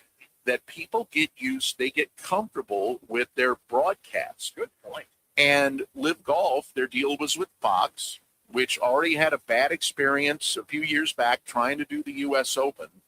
And I wonder if that too, just because there was really no way Live Golf was going to break in and bust the chokehold that the PGA Tour has with primarily CBS and NBC, that really hurt them as well. Excellent point. First of all, you talked about tradition, right? They try to do something different with golf, which is great, but it really never caught on. They took David Faraday away, which maybe not a power reporter, but very funny guy, knows a lot about golf.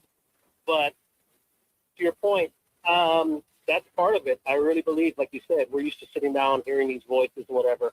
But as far as Live, and I'll take the spring football leagues, they did some good things. But I think Live tried to reinvent the wheel as far as golf. Yes, we're changing the format, and it's fun. You can wear shorts with having loud music. But again, I just don't think we were ready. As you guys know, everything in sports is a lot about timing. If we were ready for it. So I don't think they gave it a good try, even though thought they were back financially, just did not catch on, especially here in America. Yes, they were on Fox, but they were randomly on Fox for 2 hours. Yeah, that's the other thing. And certain days, and even though you could, you think about the PGA Tour just in itself, we see more on the Golf Channel on Corn Ferry Tour, right? College events more than we ever see off Live, right? So it is a big thing with media. You're absolutely right. It's all this exposure, right? So I just don't think Americans caught on to that as much as they thought if they would be. They love the golfers, don't get me wrong, and they love the golf. The team aspect I thought was great. Might even work with a couple events here in the with the PGA Tour. But yeah, they tried to reinvent the wheel, and obviously the spokes came off. Kevin Muragame is our guest. He's one of the golf professionals at Ocotillo Golf Club. I'll give you a moment. Plug your place. Thank you guys again for having me on. And yes, over here at Ocotillo, I would like to call, the Doral of the East Valley, but we don't have alligators. Thank goodness. 27 beautiful holes of golf over here at Ocotillo. I want to put in a good plug for our AV Golf Academy, headed by Avery Vitale, one of our young and up-and-coming PGA professionals. I also on staff with them, helping out with coaching a lot of the kids program. We offer private and group golf lessons, as well as junior golf academy, prioritizing and developing young tournament competing athletes. In fact, we are starting summer camps June 1st here at Ocotillo, Monday through Thursday. We got them as young as first graders all the way up to high school. If you are interested, please go to our Ocotillo website, look for the Golf Academy tab. We'd love to have the kiddos out here, and hey, you might even learn something too. It's always good, pal. Great information on Live. We always appreciate you when you come on. You have a good day, pal. Take care, you too. There you go. Thanks, Kevin Muragame, one of the golf professionals at Ocotillo Golf Club. He's not kidding. That course is a lot of fun to play. And a lot of water there. You can sell people on going out there to play just by saying, we don't have any alligators. Yeah, you're right. No, they do not. No, it's not like being in South Carolina No. at that Myrtle Beach and they show gators crawling out. Yeah, of no the thanks. pond. No, thank you. Yeah. I'll just go on to the next hole. Thank you. Hey, when we come back, Scott Spreitzer is going to join us, Doc Sports. We're going to dive into some of the games. We have several that we will have Scott discuss. And we might even get into some of the officiating with him as well, because the officiating has been iffy. I'm being kind when I say that. Iffy. Thank you, everybody, for listening. It's Roc and Manuch with Jimmy B. Let's get you to a 620 Sports Center update right now.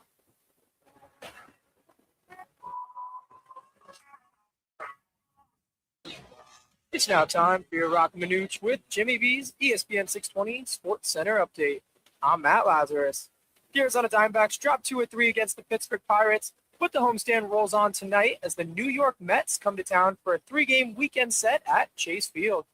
Ryan Nelson will get the start for the D-backs, while Nolan McLean will take the mound for the Mets. First pitch is set for 6:40, with pregame coverage beginning at 6 on Arizona Sports 98.7 FM, also streaming live on the Arizona Sports app. This Mother's Day, ditch the routine and the reservation hassle and treat mom to Twin Peaks. This Sunday, May 10th, they're pouring half-price wines by the glass $6 mimosas, $6 red and white sangrias, and $6 Moscow mules. Add in scratch-made food, ice cold drafts, and every game on every screen, and you've got a Mother's Day she'll actually enjoy. Mom deserves more than brunch. She deserves Twin Peaks with eats, drinks, and scenic views.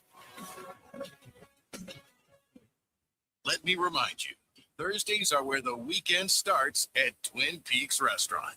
Grab an ice-cold Bud Light or a refreshing Michelob Ultra and catch wall-to-wall sports on massive TVs everywhere you look. Big games, cold beer, made from scratch food. Start your weekend early with Bud Light and Michelob Ultra. Thursdays at Twin Peaks. Eats, drinks, and scenic views. When it comes to your roof, you don't want to mess around. And Arizona homeowners and business owners have known that for over a decade. State 48 Roofing is Arizona's #1 referred roofer. Residential, commercial, they do it all. And they've been doing it right here in the Valley for over 10 years. Protect your home, protect your business. And hey, keep your roof sexy with State 48 Roofing. Visit state48roofing.com or call 480-268-4509. State 48 Roofing, Arizona's most trusted roof. I was in a wreck. I need a check. I was in a wreck. I need a check. I was in a wreck. I need a check. I'm attorney Kevin Rowe. The insurance company's job is to pay you as little as possible. Our job is to get you every dollar you deserve. Call Rowe today and let's make them pay. Call 977-1900.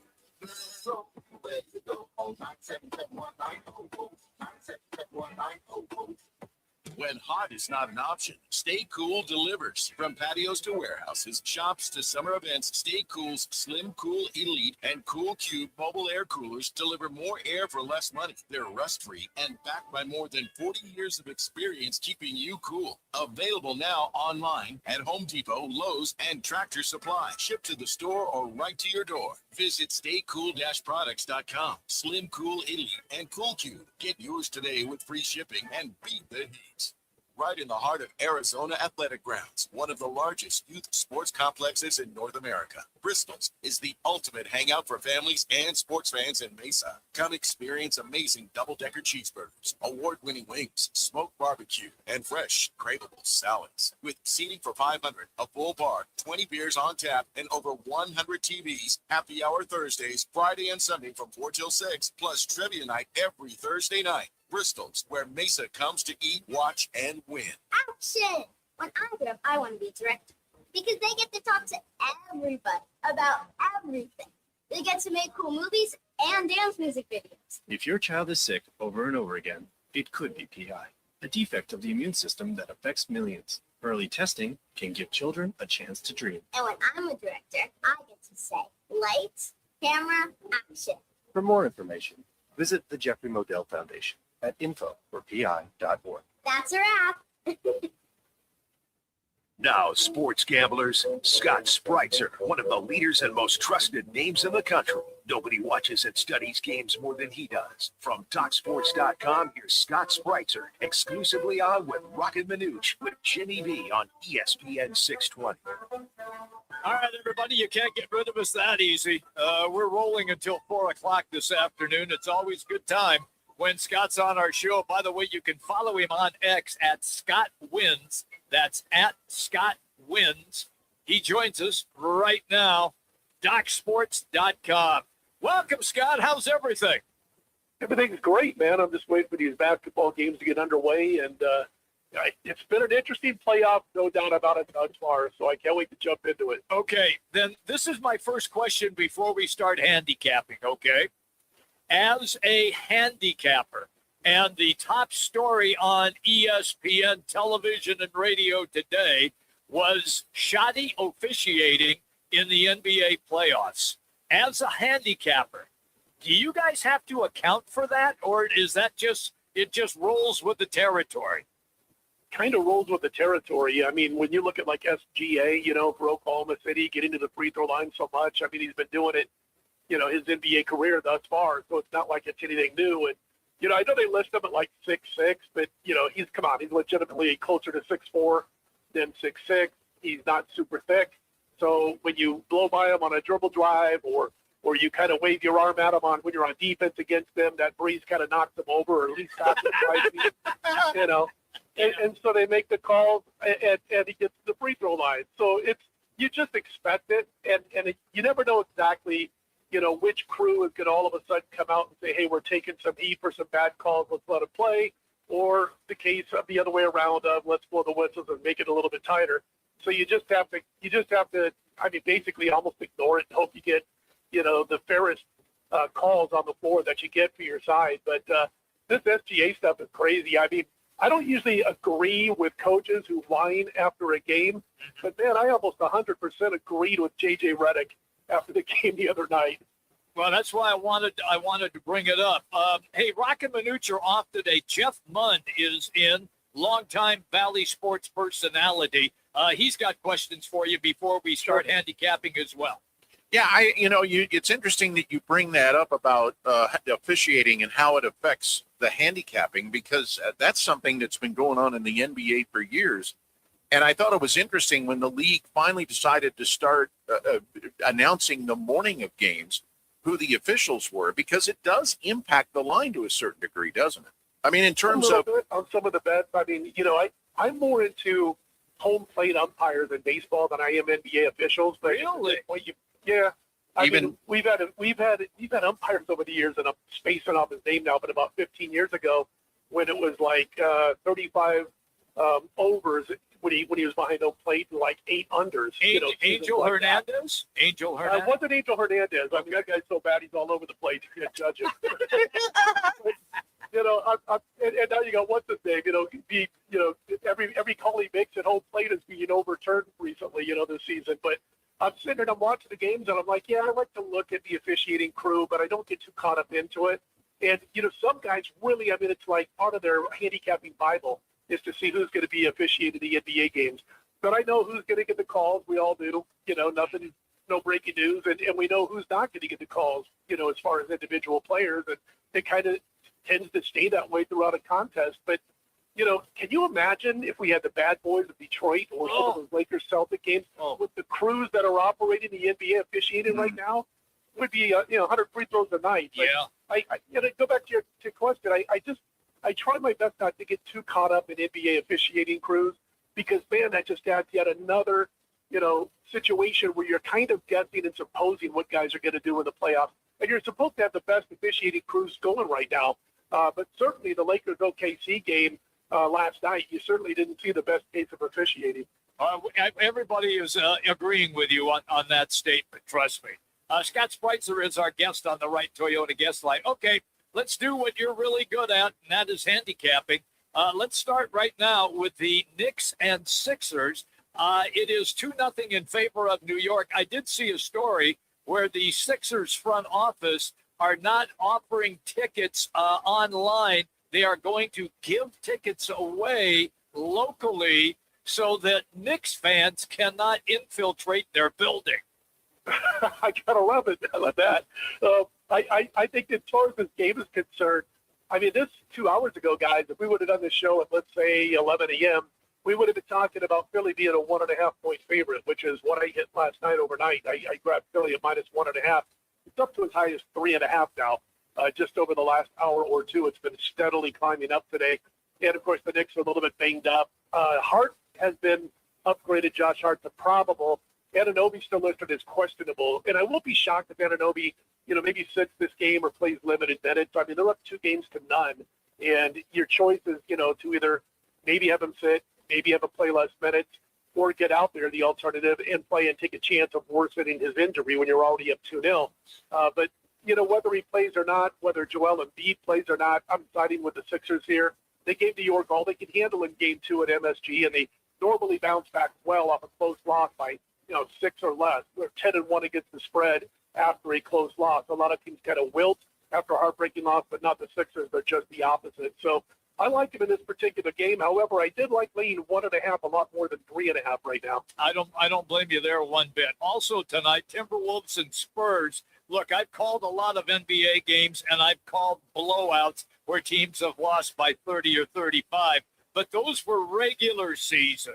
I can't remember, Scott, maybe you can, a team in the playoffs getting beat by 38 and trailing by over 40 in the course of that game is what the Spurs did to Minnesota. You know, I have to go all the way back, and this shows you how into it I was when I was growing up in Omaha, Nebraska. I can remember in the early 80s in high school, and we did parlay cards back then. Don't tell anybody. I guess after the limitations by now.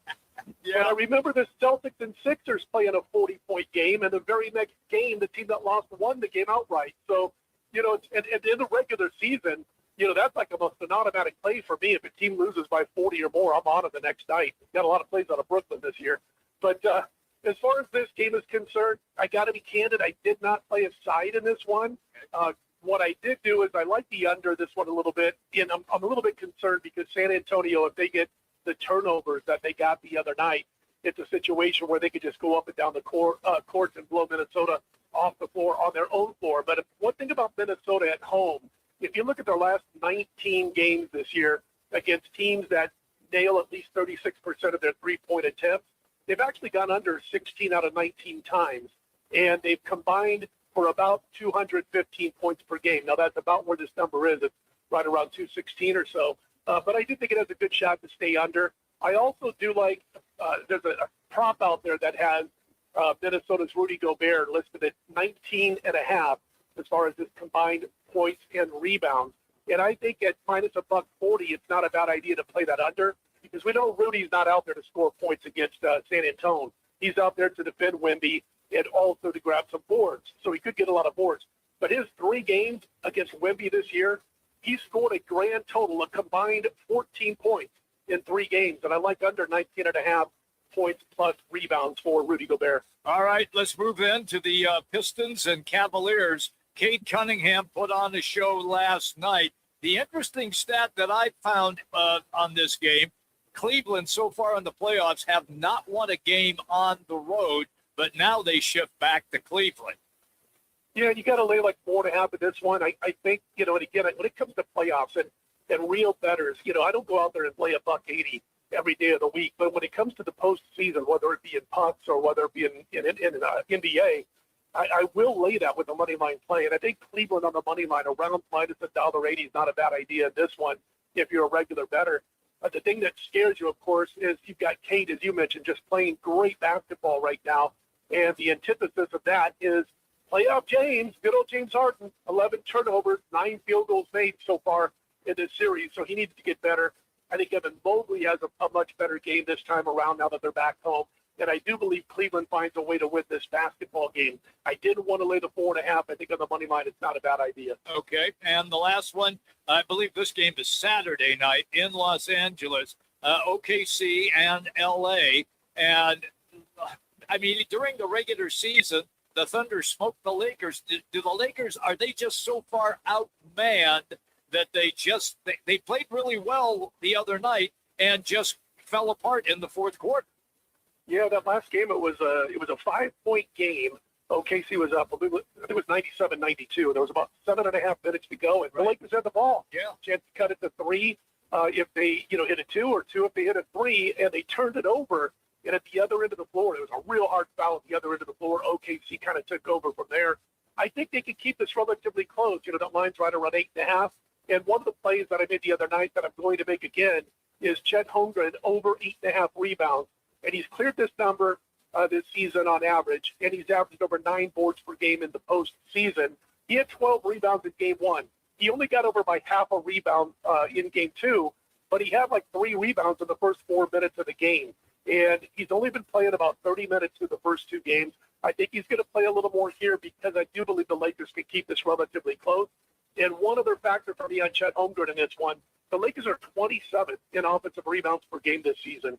And that means they're not getting second chances. Holmgren's in there to grab those defensive boards. And I think he goes over that 8.5 once again. I was a little surprised they didn't bump it up a little bit after going over the first 2 games. And I think maybe because he didn't have a huge third quarter on the board. It was like fourth quarter when he picked up another 4 or 5 boards to go over the total. So that could be the reason we're getting this fair number. But I think the Lakers can hang this number of 8.5. I do, but I think the better play is Holmgren over 8.5 rebounds. I'll let you go on this one. Is OKC look like to you? They are the defending NBA champions. Will they be 2-time? defending champions. I don't think there's anybody in the East that could beat them. I don't know if anybody in the East could beat the Spurs. I mean, maybe the Knicks, but real quickly, I'll just say this, that, the Spurs have owned Oklahoma City this season in the regular season. Yeah. So if they can get past Minnesota, and OKC is obviously going to get past the Lakers, that's going to be a very interesting series. And I wouldn't be shocked if it goes deep, 6-7 games in that one. Always great, pal, when you take time with us. Wonderful information as always. Thank you, Scott. Thanks, Scott. Appreciate it, guys. Take care. There you go. Scott Spreitzer, everybody, DocSports.com, and you can follow him on X at Scott Wins, and he does. That's why we have him on the show. Yeah. You don't want some guy that's losing all the time. No, he knows exactly what he is doing. Quick break. When we come back, we're going to do some college football. The most difficult schedules in the United States. We'll also take a look at Arizona and ASU as well. Roc and Manuch with Jimmy B. Jeff Money Munn sitting in today. We're having a great time until 4 o'clock. ESPN 620.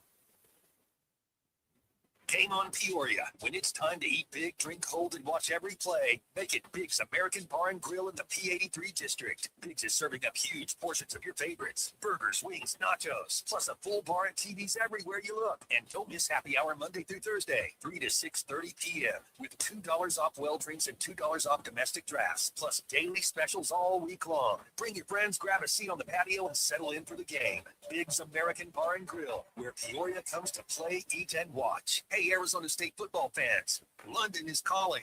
The Sun Devils are headed across the pond to face Kansas in the inaugural Union Jack Classic, September 19th at Wembley Stadium. It's the first college football game ever played there, and you should be part of it. For tickets, hospitality, and travel packages, visit UnionJackClassic.com or contact the Sun Devil ticket office. Join Coach Dillingham, Sparky, and the Sun Devils in London. Forks up. You're invited to Vans Golf Shops for the Mother's Day sale this 4th through the 10th. Let us help fill Mom's bag with the right clubs and book a free once-in-the-bag club evaluation. For all in Ladies Ben Hogan apparel, now 25% off. And purchase any single pair of ladies' shoe over $99 and receive a $25 gift card. Vans Golf Shops by Worldwide Golf, trusted by golfers since 1963, and home to the legendary 90-day satisfaction guarantee. Get there. Moving doesn't have to be a headache. Call the pros who make it easy. Pick It Up Pro is Phoenix's go-to for fast, affordable moving help. Apartments, furniture delivery, storage moves, even that Facebook Marketplace find you definitely didn't measure for. They've got it covered. With cargo vans, pickups, and box trucks ready to roll, they handle the heavy lifting so you don't have to. Call 623-887-9400 or book online at pickituppro.com. Pick It Up Pro. Quick, easy, done right. Now open in North Scottsdale. It's the Orangedale Lounge. ODs, right off Thompson Peak and Bell, next to Bash's. Your new favorite dive bar has arrived. Cold drafts, chill vibes, always affordable prices, and the OD Mug Club, the one-of-a-kind membership you won't find anywhere else. No frills, just great people, ice-cold drinks, and a bar that feels like it's always been there. Follow at OD Scottsdale and get the scoop at orangedalelounge.com. Orangedale Lounge. Dive in and drink up. Think you can handle a few drinks and still drive safely? Think again. Buzzed driving is drunk driving, and drunk driving can land you in serious trouble. In Arizona, there's zero tolerance for impaired driving. Even one drink can cost you thousands in fines and legal fees. Plus, take away your driver's license. So plan ahead. Use a designated driver or rideshare. Get the facts at drivesober.az.gov. This message is sponsored by the Governor's Office of Highway Safety.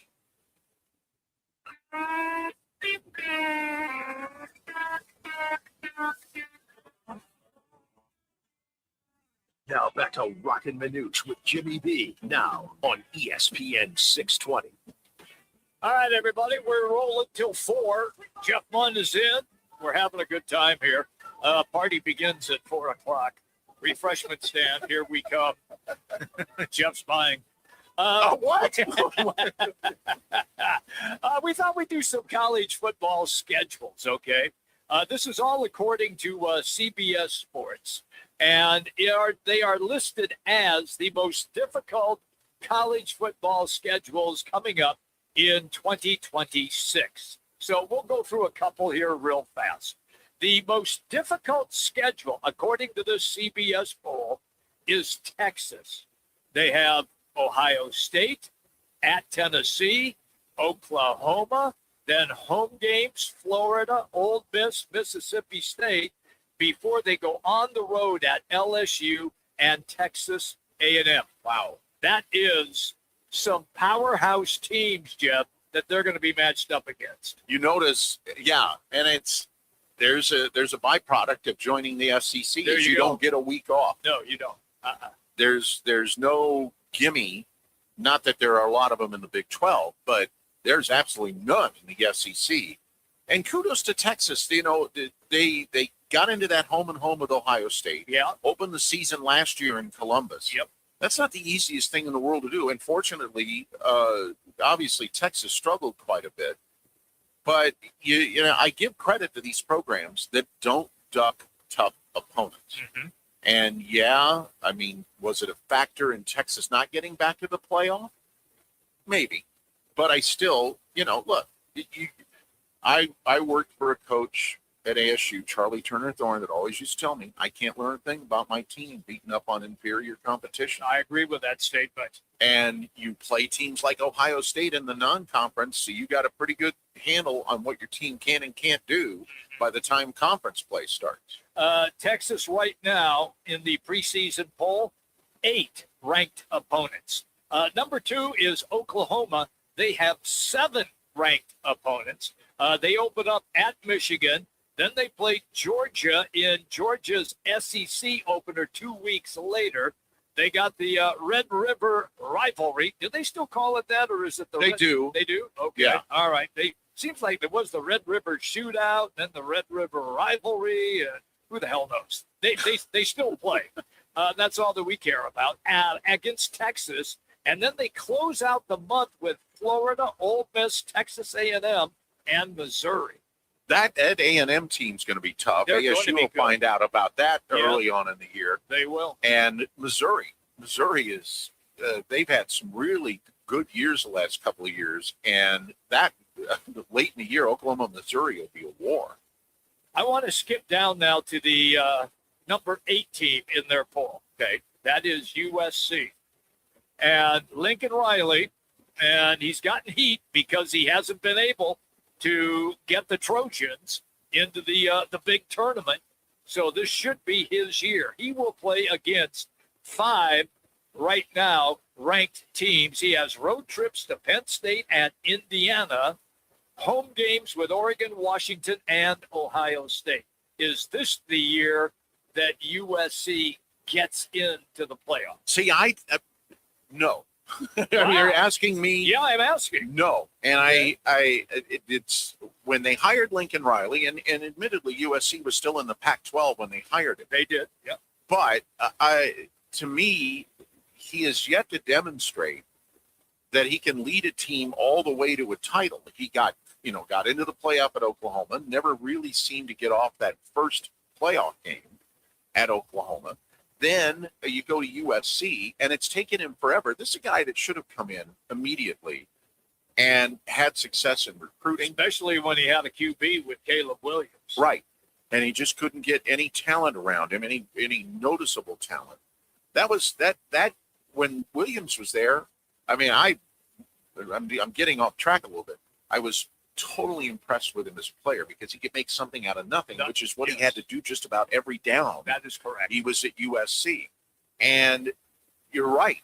Lincoln Riley, this is put up or shut up year for Lincoln Riley, or put up or pack your bags and get out of LA for Lincoln Riley, because they can't, even though USC and UCLA have both are making a lot more money in the Big Ten, they can't sit around. SC's not going to sit still for 7 and 5 football seasons anymore, especially with what they're paying Lincoln Riley.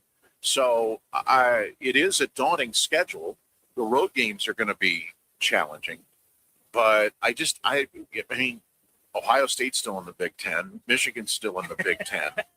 Watch Michigan. Michigan, I'm telling you, they're Jimmy, going to be sneaky with Kyle Whittingham there. Kyle Whittingham, he's got a lot of fans in this part of the world because that guy could coach. Yep. And I'm really intrigued to see what he does going in there, because what they need most of all is to just kind of move past all the controversy and just lock in on football. Well, that guy can do it.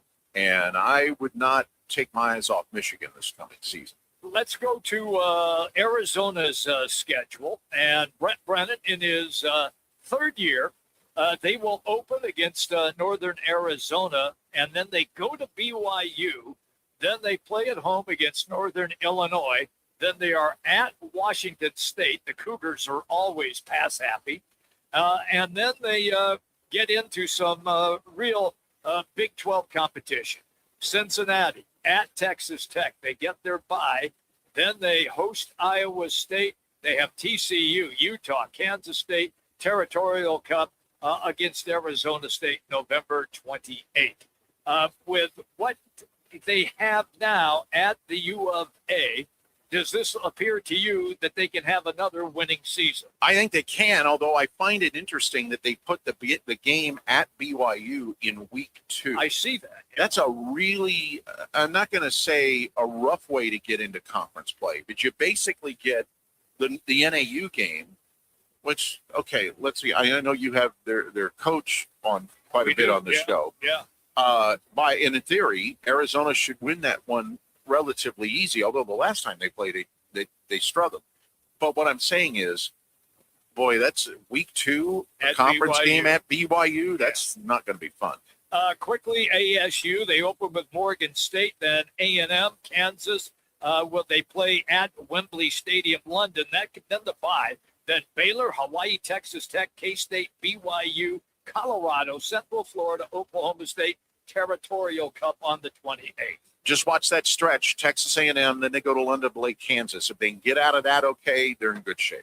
Hey, we've got another hour coming up, and guess who's going to join us? We're going to talk Phoenix Suns and NBA playoffs, because the analyst for the Phoenix Suns, my Tim guy, Kempton, your guy, buddy, your guy, Timmy Kempton, coming up next, ESPN 620. When it comes to sushi, reputation matters, and Sushi Brokers Arcadia has built theirs on being the best sushi in Arizona. From traditional rolls to bold fusion creations, like our crowd favorite, Seafood Dynamite, and the must-try Sushi Pizza. We've got something for everyone. Our famous happy hour is every day from 3 to 6:30 with fresh favorites like the California Roll, Spicy Tuna Roll, and the Surf and Turf Roll, topped with seared steak. Sushi Brokers Arcadia, 44th Street in Indian School.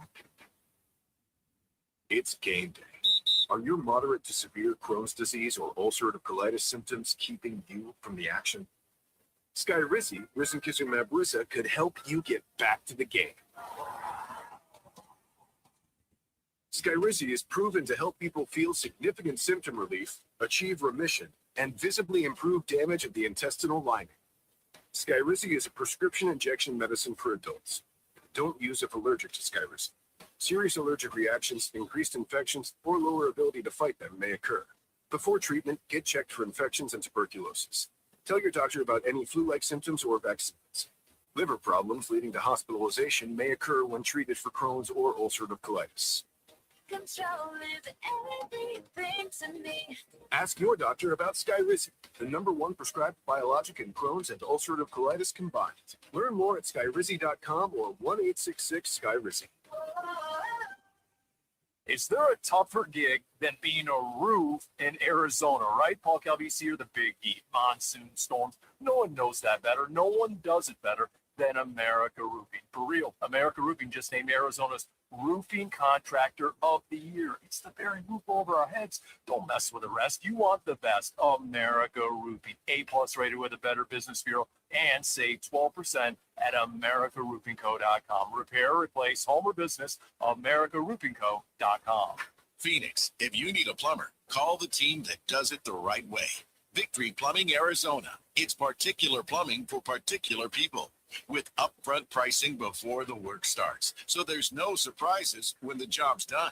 And here's a deal just for listeners. Tell them you heard Victory Plumbing on Roc and Manuch with Jimmy B, and they'll waive the service charge. For leaks, clogs, water heaters, or anything plumbing, book today at victoryplumbingarizona.com. ROC number 268603. Let me remind you, Thursdays are where the weekend starts at Twin Peaks Restaurant. Grab an ice-cold Bud Light or a refreshing Michelob Ultra and catch wall-to-wall sports on massive TVs everywhere you look. Big games, cold beer, made from scratch food. Start your weekend early with Bud Light and Michelob Ultra. Thursdays at Twin Peaks. Eats, drinks, and scenic views. KTAR AM Phoenix, Arizona's home for the worldwide leader in sports. He's ESPN 620.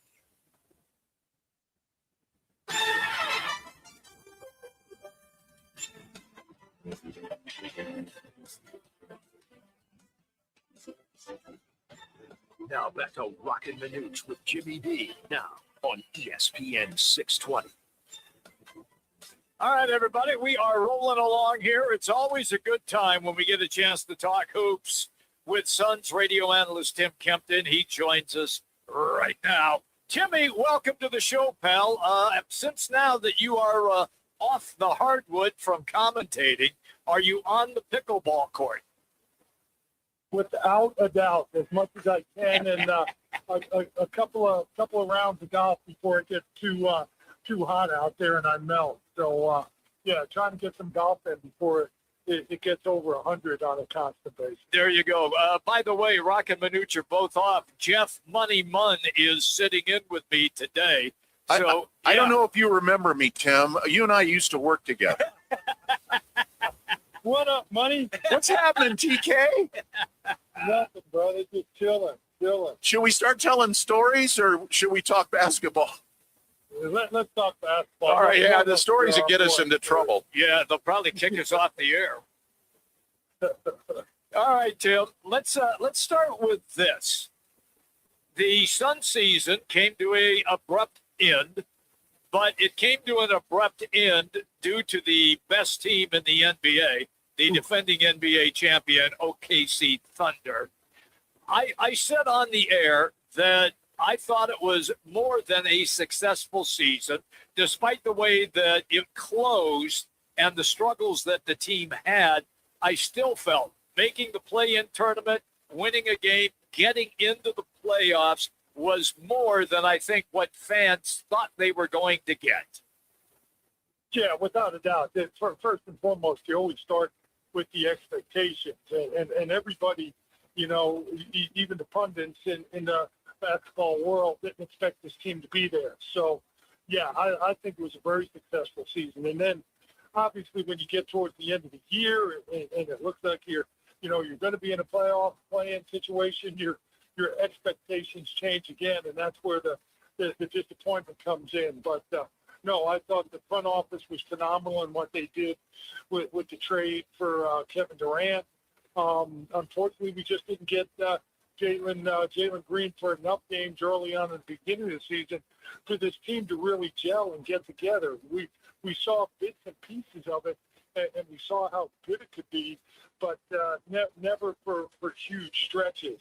And then you add in the young guys, you know, Kamal Malawaj, Bashir Fleming, and don't forget Kobe Bryant. I know a lot of our fans didn't get to see him much, but, you know, he did a phenomenal job in the G League. He's a really, really, I mean, he can shoot it. So looking forward to him in the future. And yeah, just summer, there'll be some changes. What they are, we don't know yet. But, yeah, I thought it was a very successful season with the turnover. Front office, coaching staff, and roster, everybody came together and really made it fun and exciting to be back in the building. Tim, you just hit on it, and from a distance, it impressed me so much the way the approach changed. I know that Matt Ishbia took an all-in approach when he took over ownership of the club, but now they realize they've got to build a foundation. It's to have long-term success. They've got to rely on things like the draft, player development, and I just, that to me alone, the things that Matt Ishbia has learned as an owner are really, really impressive. Without a doubt, you know, and I think, you know, what people forget sometimes is how important ownership is in professional sports. You see it, you know, year after year, season after season, and it is. So without a doubt, he came in, he wanted to make a splash, he did. Obviously, it didn't work, and he's kind of backtracked. He's he's learned some things early on in his ownership career, and I thought they were a heck of a hires. The two main ones, Brian Gregory and Jordan Ott. I thought those guys right there changed a lot with those two guys. The front office changed immediately, and the coaching and the on floor, as you mentioned, the player development and the game management was much better this year. A lot more fun. All right, here's the burning question. Everybody's complaining about officiating. You've been on this show. You've bitched about it as well. We all know that everything ratchets up even about 6 levels once the NBA playoffs start, and the total game changes. From a former player and a person who sees the game night in and night out, how difficult is it for those officials to make correct calls with the greatest athletes on the planet? Well, first and foremost, we talked about ownership. This starts at the top of the NBA. Adam Silver is doing an absolutely horrendous job at protecting the game. First and foremost, that's what the commissioner is there to do, is protect the game and carry that game forward. He's given the players way too much control. When you see players act like entitled babies, LeBron James being number one, it's just gone too far. It's embarrassing. And here's the thing. Again, the officials don't sit there and say, hey, this is how we're going to call the game. This is coming from the NBA front office telling the officials. Remember, what was it, 2 seasons ago when they flipped right in the middle of the season? They flipped away the calls, and it's gotten worse ever since. Yep. Take the hands out of the game. And, oh, by the way, take control of the game. Give me Darryl Garrison, Ronnie Garrison, Hugh Evans, Jake O'Donnell, Mike Mathis. Give me them for a week as crew chiefs to straighten this BS up about all these guys rushing to the officials and everything. There's a foul on every play. It's just a matter of when they're going to call it and if they're going to call it. And yes, there is a star system. I understand that stars should get the benefit of the doubt, but they should not get away with what they're getting away with. And it goes to the top. The officials are being told how to officiate this game. They're being told not to call flopping. They're being told not to call technicals on players when they bum rush them. But that was absolutely horrendous last night what Austin Reeves, J.J. Redick, LeBron James, and the Lakers team did surrounding the officials at the end of the game. They're just upset because they're not getting the call anymore the way Oklahoma City is. Hey, everything goes in, cycle. Right now, you get more calls.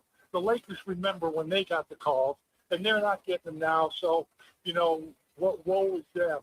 They're the poor pity child. How about make a shot when you're wide open and take care of the rest of the stuff? But yeah, the onus falls on the league leadership, and it starts with Adam Silver, and they're doing a terrible job protecting the game.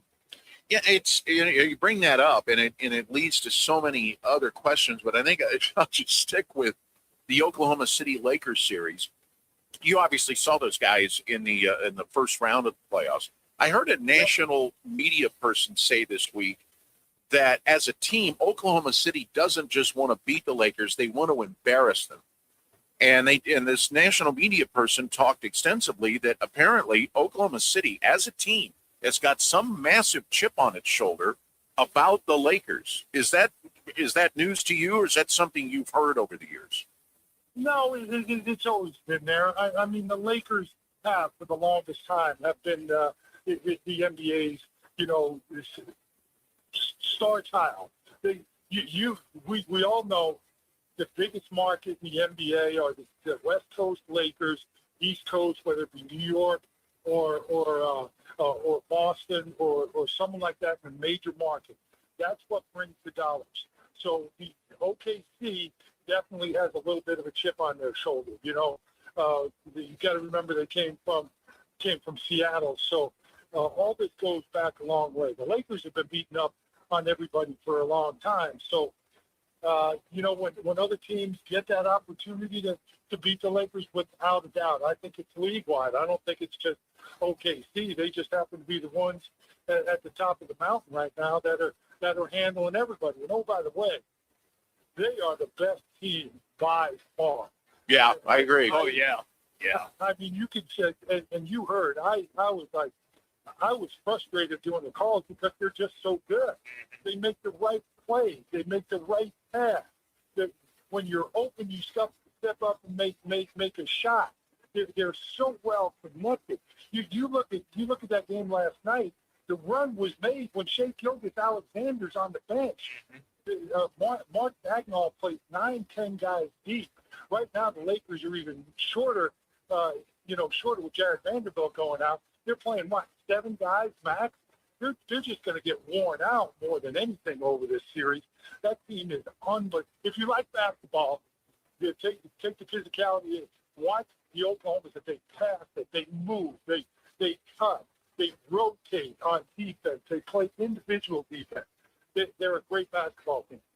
I equate them to watching the NHL hockey playoffs, where in hockey you have sometimes as many as 4 lines that come off the bench, and that's what they roll out at you. I mean, you just talked about even their bench players are always in tune with exactly what they want to do on the court, both offensively and defensively. I'm telling you, Sam Presti put that team together, and it is impressive.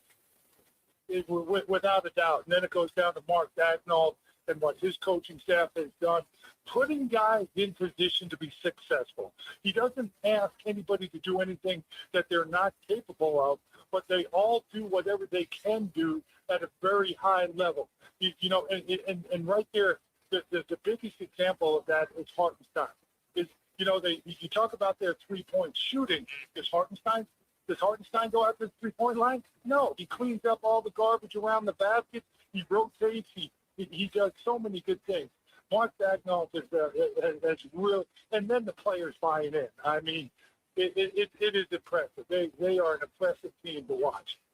We're talking with Tim Kempton, Suns radio color commentator and all-around great guy. I don't want to forget that. Wow, stretch the truth. Yeah. No, I'm not. It comes from experiences of traveling with you on the road. You talked about the dependence on the big markets. I find it interesting that we're sitting here and watching the Knicks, and you have to remember they haven't won an NBA championship in 50. Let me do the math. Okay. Carry the 3 times at 53 years. Yeah. And it seems like now the Celtics are gone. They're up 2-0 on the Sixers. If they don't do it this time, that's a team that we had yesterday. We were talking about Cleveland and how they might clean house if they don't get to the finals. The Knicks aren't maybe in the same category, but boy, there's going to be a lot of finger pointing in New York if they don't end up in the finals. Yeah, in the finals, I think is the goal because no one's beaten OKC in a series. Right. That's my personal thing. But yeah, the way the Knicks in Detroit in an NBA Finals, the East Coast final, that'd be some good stuff there. You got Karl Anthony Towns, you got Isaiah Stewart over there. Both teams play very physical. They'll have to bring out some officials and some security for that. Maybe an NFL crew for that one. There you go. No, those guys are soft. Hey, listen, NFL guys, you got a bunch of equipment on, so you hit each other. I'm talking about NFL officiating crews. No, they're worse than NBA guys. This is why we love having Timmy on the show. Listen, pal, we'll let you get out to the pool. Thank you as always. You have a great day. Hey, Timmy, stay in touch, please. There you go. Take care, guys. Thanks for having me. There you go. Tim Kempton, everybody. He's the best. best. He is absolute best. We love him when he comes on the show. He's presented today by Twin Peaks. Oh, nobody does happy hour quite like Twin Peaks. Going on as we speak right now until 6 o'clock. They've got tequila cocktails, premium bourbon, top shelf spirits, over ice balls, local craft beers, and of course, the famous 29-degree drafts. And you get great food at Twin Peaks. When it comes to happy hour, Twin Peaks, they've got you covered, and there are 5 of them in the valley. It's Twin Peaks, eats, drinks, and scenic views. All right, a quick timeout. We are coming right back. We're going to do some Arizona Cardinals. Hey, they're on the football field practice. Well, not really, but we'll talk about it. Roc and Manuch with Jimmy B along with Jeff Lund today, ESPN 620. Game on Peoria. When it's time to eat big, drink cold, and watch every play, make it Big's American Bar and Grill in the P83 district. Big's is serving up huge portions of your favorites. Burgers, wings, nachos, plus a full bar and TVs everywhere you look. And don't miss happy hour Monday through Thursday, 3 to 6:30 p.m. with $2 off well drinks and $2 off domestic drafts, plus daily specials all week long. Bring your friends, grab a seat on the patio, and settle in for the game. Big's American Bar and Grill, where Peoria comes to play, eat, and watch. Join the team at All City Towing, Arizona's largest towing company and leader in roadside service. We're hiring dispatchers, call takers, lot attendants, drivers, and customer service pros ready to grow with us. You'll enjoy state-of-the-art equipment, consistent schedules, full health benefits, a strong 401k match, employer life insurance, and a monthly fuel allowance. Take your career to the next level. Apply today at allcitytowing.com. All City Towing, where your future is always moving forward. Rock for WrightToyota.com. At Wright Toyota, they'd like you to get to know them. Their goal is to make buying your next vehicle the kind of experience that earns your recommendation to family and friends. They invite you to use all of their innovative web tools on WrightToyota.com. So if you're looking for a new or pre-owned Toyota, head to their interactive website at WrightToyota.com. The right price, the right selection, all at WrightToyota.com. When it comes to your roof, you don't want to mess around. And Arizona homeowners and business owners have known that for over a decade. State 48 Roofing is Arizona's #1 referred roofer. Residential, commercial, they do it all. And they've been doing it right here in the Valley for over 10 years. Protect your home, protect your business. And hey, keep your roof sexy with State 48 Roofing. Visit state48roofing.com or call 480-268-4509. State 48 Roofing, Arizona's most trusted roof. At the Y, strength means something different. It means people of all ages being together. It means you can be swishing the game-winning shot, learning to plie in first position, jabbing, crossing, and hooking a punching bag, canoeing in the lake, summer camp, donating food for your neighbors, watching your son learn about water safety in the pool. 175 years later, still no place like this place. Get involved at your Y. Learn more at ymca.org.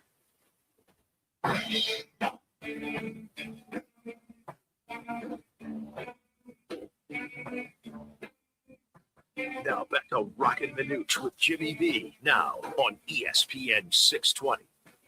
You know, going into the draft, like a couple days before, there was obviously a couple teams that we thought there might be a chance.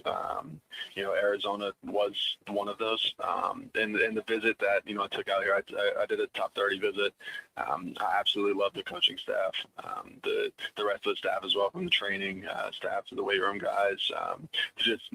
Everybody that I met here was awesome, super cordial, very nice. And obviously you can tell the minds in the building, right? The intelligence from, you know, Coach LaFleur, Hackett, Coach Shaw, all those guys, and just talking ball with them in those visits. It definitely was somewhere that I wanted to be. And again, I was super excited when I got the call, and definitely excited to, you know, finally be out here now and ready to get to work. He was drafted in the 3rd round. That is Carson Beck, University of Miami, went all the way to the championship game and played extremely well for the Hurricanes the entire season. He was on yesterday, Burns and Gambo on 98.7. We're going to play some of his clips so you get a better idea of maybe what this guy is all about, because they are in voluntary camp. So you don't have to show up, and a majority of the veteran guys are not there, but all the rookies are, including Carson Beck. So here's Beck talking about when the last time that he was going to be in a quarterback competition. I mean, I guess the first year that I would have started at Georgia, which would have been 2023, right after Stetson had left. I mean, that was an open competition, and again, whether you're the fourth string guy, the starter, it's important that you approach each and every day the exact same, and you exude energy and you bring it. You be yourself each and every day, and that's kind of what I've always tried to stand for. In my college career, so I hope to continue to bring that and be myself and compete, and we'll see where that takes me. Jeff, I thought he played very well this past year for Miami. I really did. I did too, and I had a chance to see him at the Fiesta Bowl when he had a brought great Miami, day. and brought him back. And you got to remember that Ole Miss grabbed the lead in that game with 3 minutes to go, and Carson Beck's got to take him down the field. Field goal's only going to tie the game. You got to get to the end zone to win it, and he manages to hit. And that was the word. He managed to drive that they ended up scoring on the in his own touchdown run, right, with 18 seconds left, which left Ole Miss virtually no time. I love his composure. I listened to the interviews that he did yesterday. Very confident, not cocky. I wouldn't call it there's that. a difference in real confidence and cocky. Yeah, and he's a young man that this is a good situation for him to walk into, Jimmy, because two things. There are workouts going on right now. Mike LaFleur is out there, an offensive guy, going to work with him.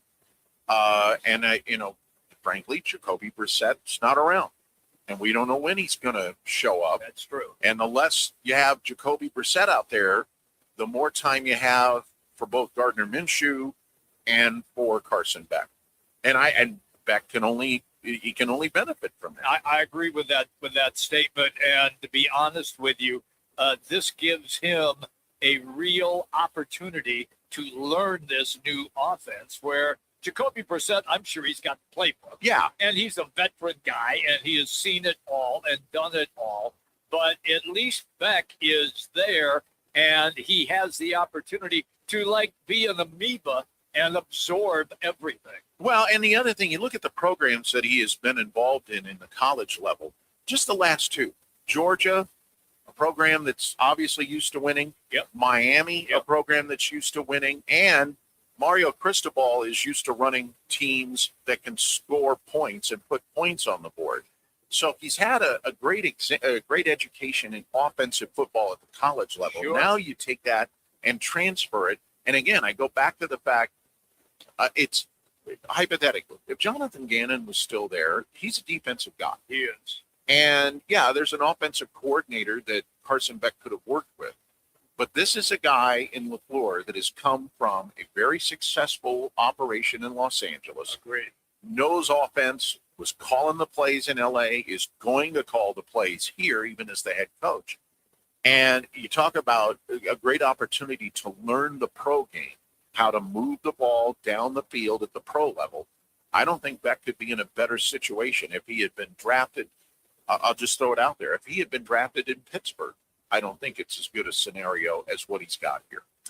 Here is Beck right now talking about how his experience will help him. I think the experience obviously helps in a multitude of ways when it comes to being on the field, when it comes to, picking up a playbook faster. Having to learn the Miami playbook, I think, kind of prepared me for this a little bit. Obviously, Georgia was my kind of baseline knowledge. I was there for 5 years. I knew the playbook like the back of my hand. Obviously, I'm sure they've changed the lingo a little bit compared to what it was when I was there, but then we could go back there and I could tell you every formation played, route concept, protection, even this point, 2 years out of it. So again, but the experience is nothing if there's no, application from the lessons that you've learned from the experiences. So again, if, I can continue to apply the lessons I've learned from those experiences, I think it can help in multiple ways. Talking right now from his press conference. Look, the guy is going to have a chance. I think everybody understands. Yeah, Jacoby Brissett. Yeah, he's going to hold out and he'll get a new deal and he'll be the starter. But I want to see Carson Beck at camp. I really do, Jeff. I want to see this kid sling the football because he can. Well, I want to see Carson Beck also operate with Jeremiah Love. I'd like to see that as well, yes. Because at some point down the road, you would anticipate that they're going to be a tandem on a regular basis in Cardinal uniforms. So, I know the night of the draft, a lot of people said, well, it's worth the gamble. He may not play much right away, et cetera, et cetera. I kind of look at it the other way. There's nowhere to go but up for this organization. That's true. And yeah, obviously Jacoby Brissett played really well in a difficult circumstance. He did, Jeff, year. but he only won one game. Right. So That's what do you it. got to lose at this point? Yeah, I'm with you, 100%. Let's get into what Beck had to say about how he has faced adversity, and he believes that will help him here at the next level. I think going through things and facing adversity obviously helps you if you respond to it the correct way. Just going through stuff doesn't, give me a leg up necessarily on anybody if I don't use that or, respond to it in the correct way. And again, yes, I have faced a lot of adversity in my career. It's never been perfect. There's been ups, there's been downs, there's been really good moments, and there's also been really low moments. And all of that is kind of accumulated and created who I am today as a quarterback and as a person as well. So again, taking all those experiences and then ultimately applying them into where I'm at now with, in a new place with fresh faces and new coaches and new players around me, I'm obviously really excited and hopefully can apply them. That is Carson Beck. Yeah, it's the first time that we have heard him, and now he's an Arizona Cardinal. By the way, I have to remind people, you do know which division the Cardinals play in? NFC West. The best division in all of football. Right. With Los Angeles, with San Francisco, and the defending Super Bowl champion Seattle Seahawks. Yeah. That's there again. Yeah. Nothing to lose. You got nothing to. That goes right to your comment. Right. Nothing to lose. Right. That's just go out there. Give LaFleur the time. Yeah. Give him the time to put this together. Yeah, there's some question marks if things don't really go real well. If Monty Otzenfort's going to survive all of it, but to me, it's like, look, you're starting over. Start from ground zero. Give it some time. Speaking of the defending champion, Seattle Seahawks, that's where we're headed in our next segment. We're going to dive in to see what the champs are all about. Matt Biondi will be our guest, longtime TV personality in Seattle. He covers the Seahawks. That will be coming up shortly. Right now, let's get you to an ESPN 620 Sports Center update.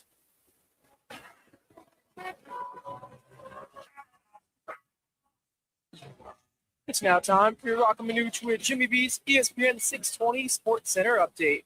I'm Matt Lazarus.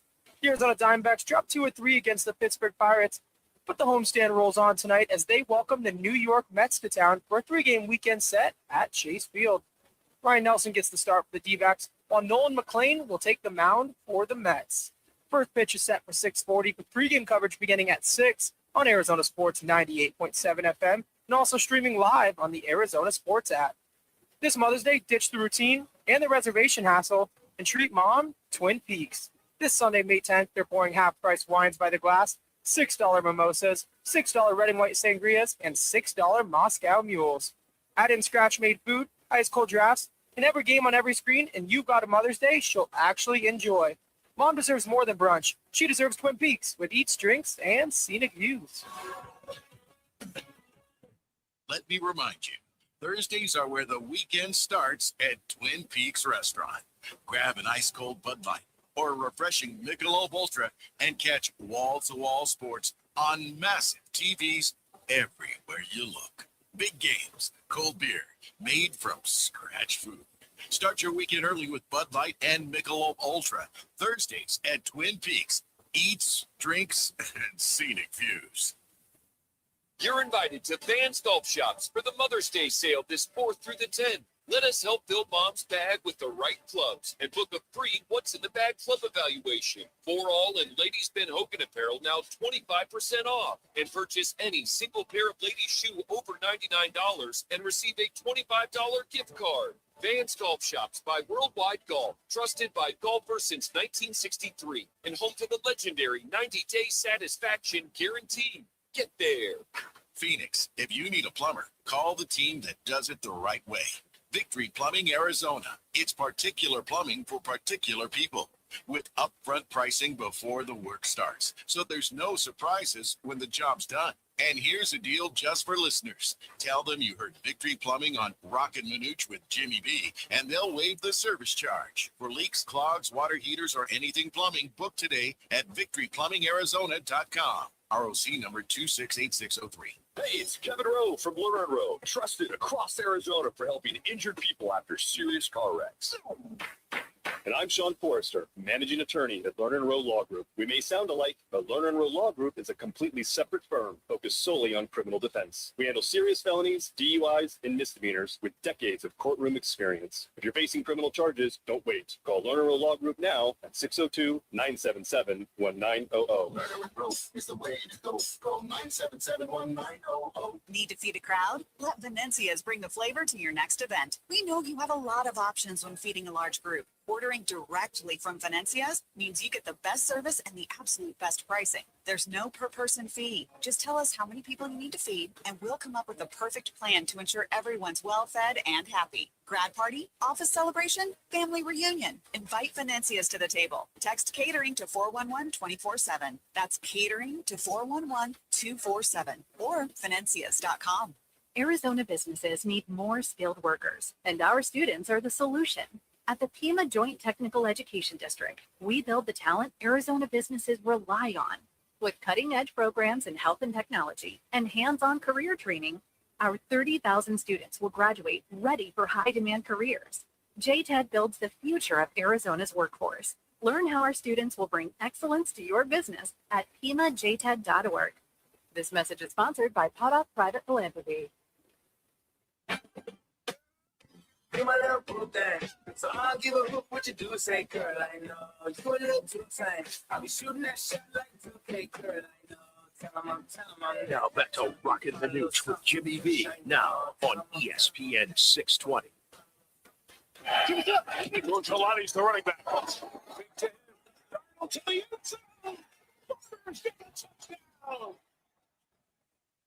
They are the defending Super Bowl champions, and we're going to talk about them right now because they have the Arizona Cardinals trying to get better.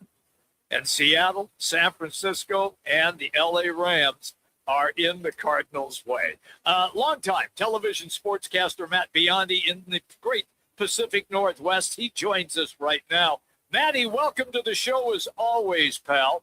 What has it been like in the Queen City since the Super Bowl, and is the city still alive, like going crazy that they won that title? Oh, Jimmy, it's just like the parade was yesterday, young man. Hear that call, Mike Tirico and the Super Bowl, my goodness, music to our ears. Yeah, they've really solidified themselves here, and you can suddenly say, with the exception of the Rams, that the Hawks are the prize of the division. But, of course, it comes down to the moves the Rams have made in the offseason, which were significant. But the moves that the Hawks have made through the not only draft, but free agency, and kind of collectively where they have this team right now, it's looking very good. Matt Biondi is our guest on the Right Toyota guest line. Roc and Manuch are off. Jeff Munn is in with me today, Matt. He's got some questions as well. Yeah, it's always the dilemma that a lot of champions in any sport face, Matt, is how many changes do you make? You don't want to mess with the formula and the chemistry that has worked. But as we were mentioning, you've got teams in your own division that you had to beat in the postseason to get to the Super Bowl. So it's a tricky thing for the Seattle front office. How much do we change? Well, that's a great point. And since John Snyder's brought in McDonald as coach, you can see how this franchise is switched almost on the dime. It's not only the personnel they brought in, but the character of the personnel. And that's been a mainstay with McDonald and what he wants to do to lead this team. You look at, bringing in Sam Darnold. He's a character guy.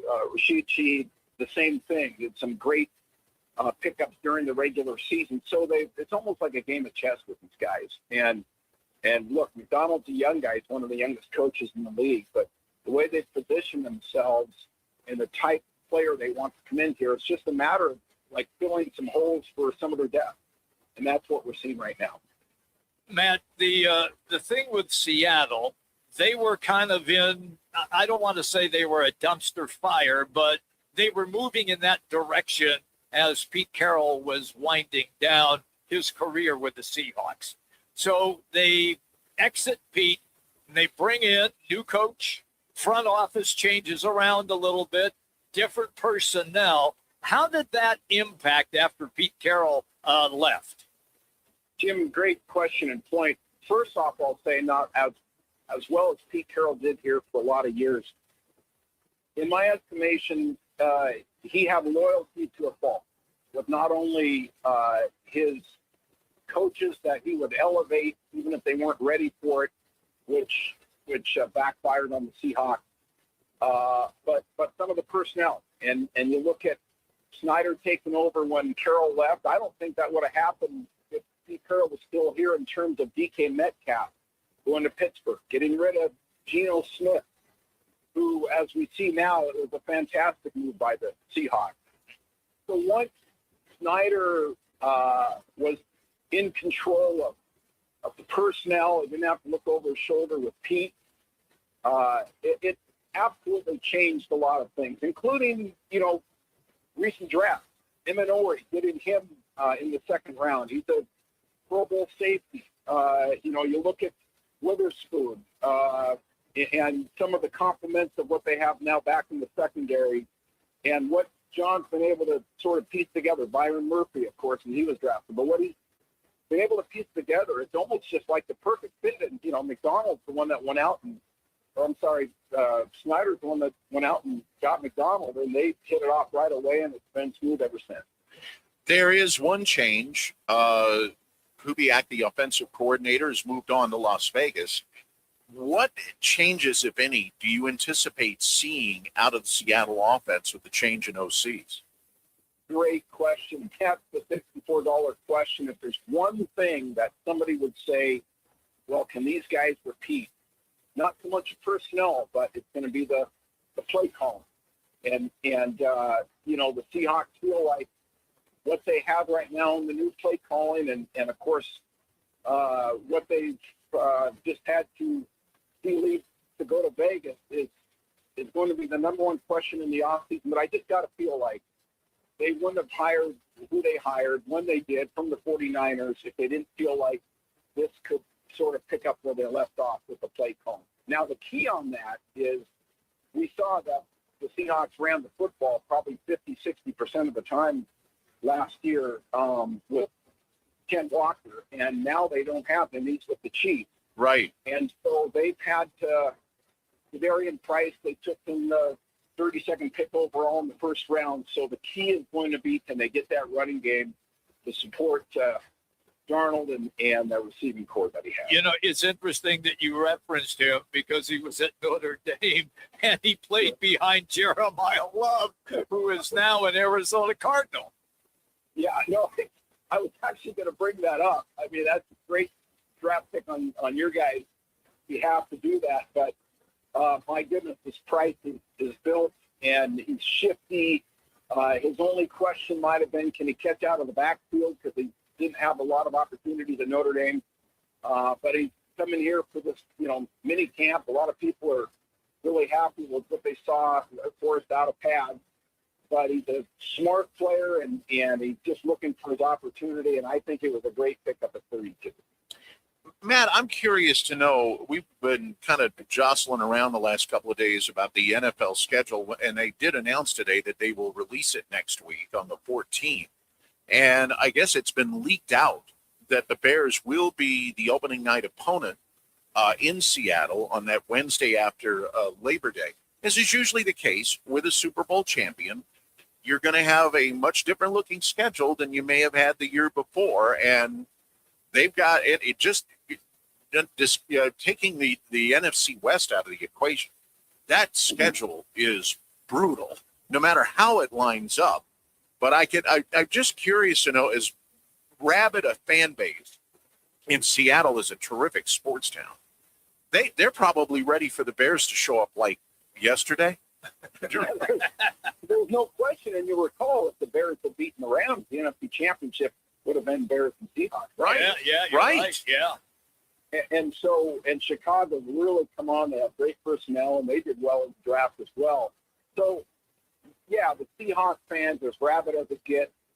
And you got guys, last year was a surprise. Anybody that threw money down on the Seahawks won the Super Bowl, they were just guessing. I mean, that was not what everybody envisioned, but you probably go about 3/4 of the way into the schedule, and we saw how this team was developing and how they're playing their best football at the right time. So whether it's the Bears, and look, the NFC Central is a tough division. So not only do you look at the Bears, but, Packers and Lions. And so, yeah, they realize it's going to be a more difficult schedule. But, again, when you're aligned with great personnel and everybody's on the same page, they didn't have one veteran miss minicamp last week. Wow. And that's a voluntary minicamp. And so everybody's dialed in, and yeah, fans are already excited about what's coming up. Okay, quick change of topic because we're running a little tight on time. I wanted to make sure I got this one in.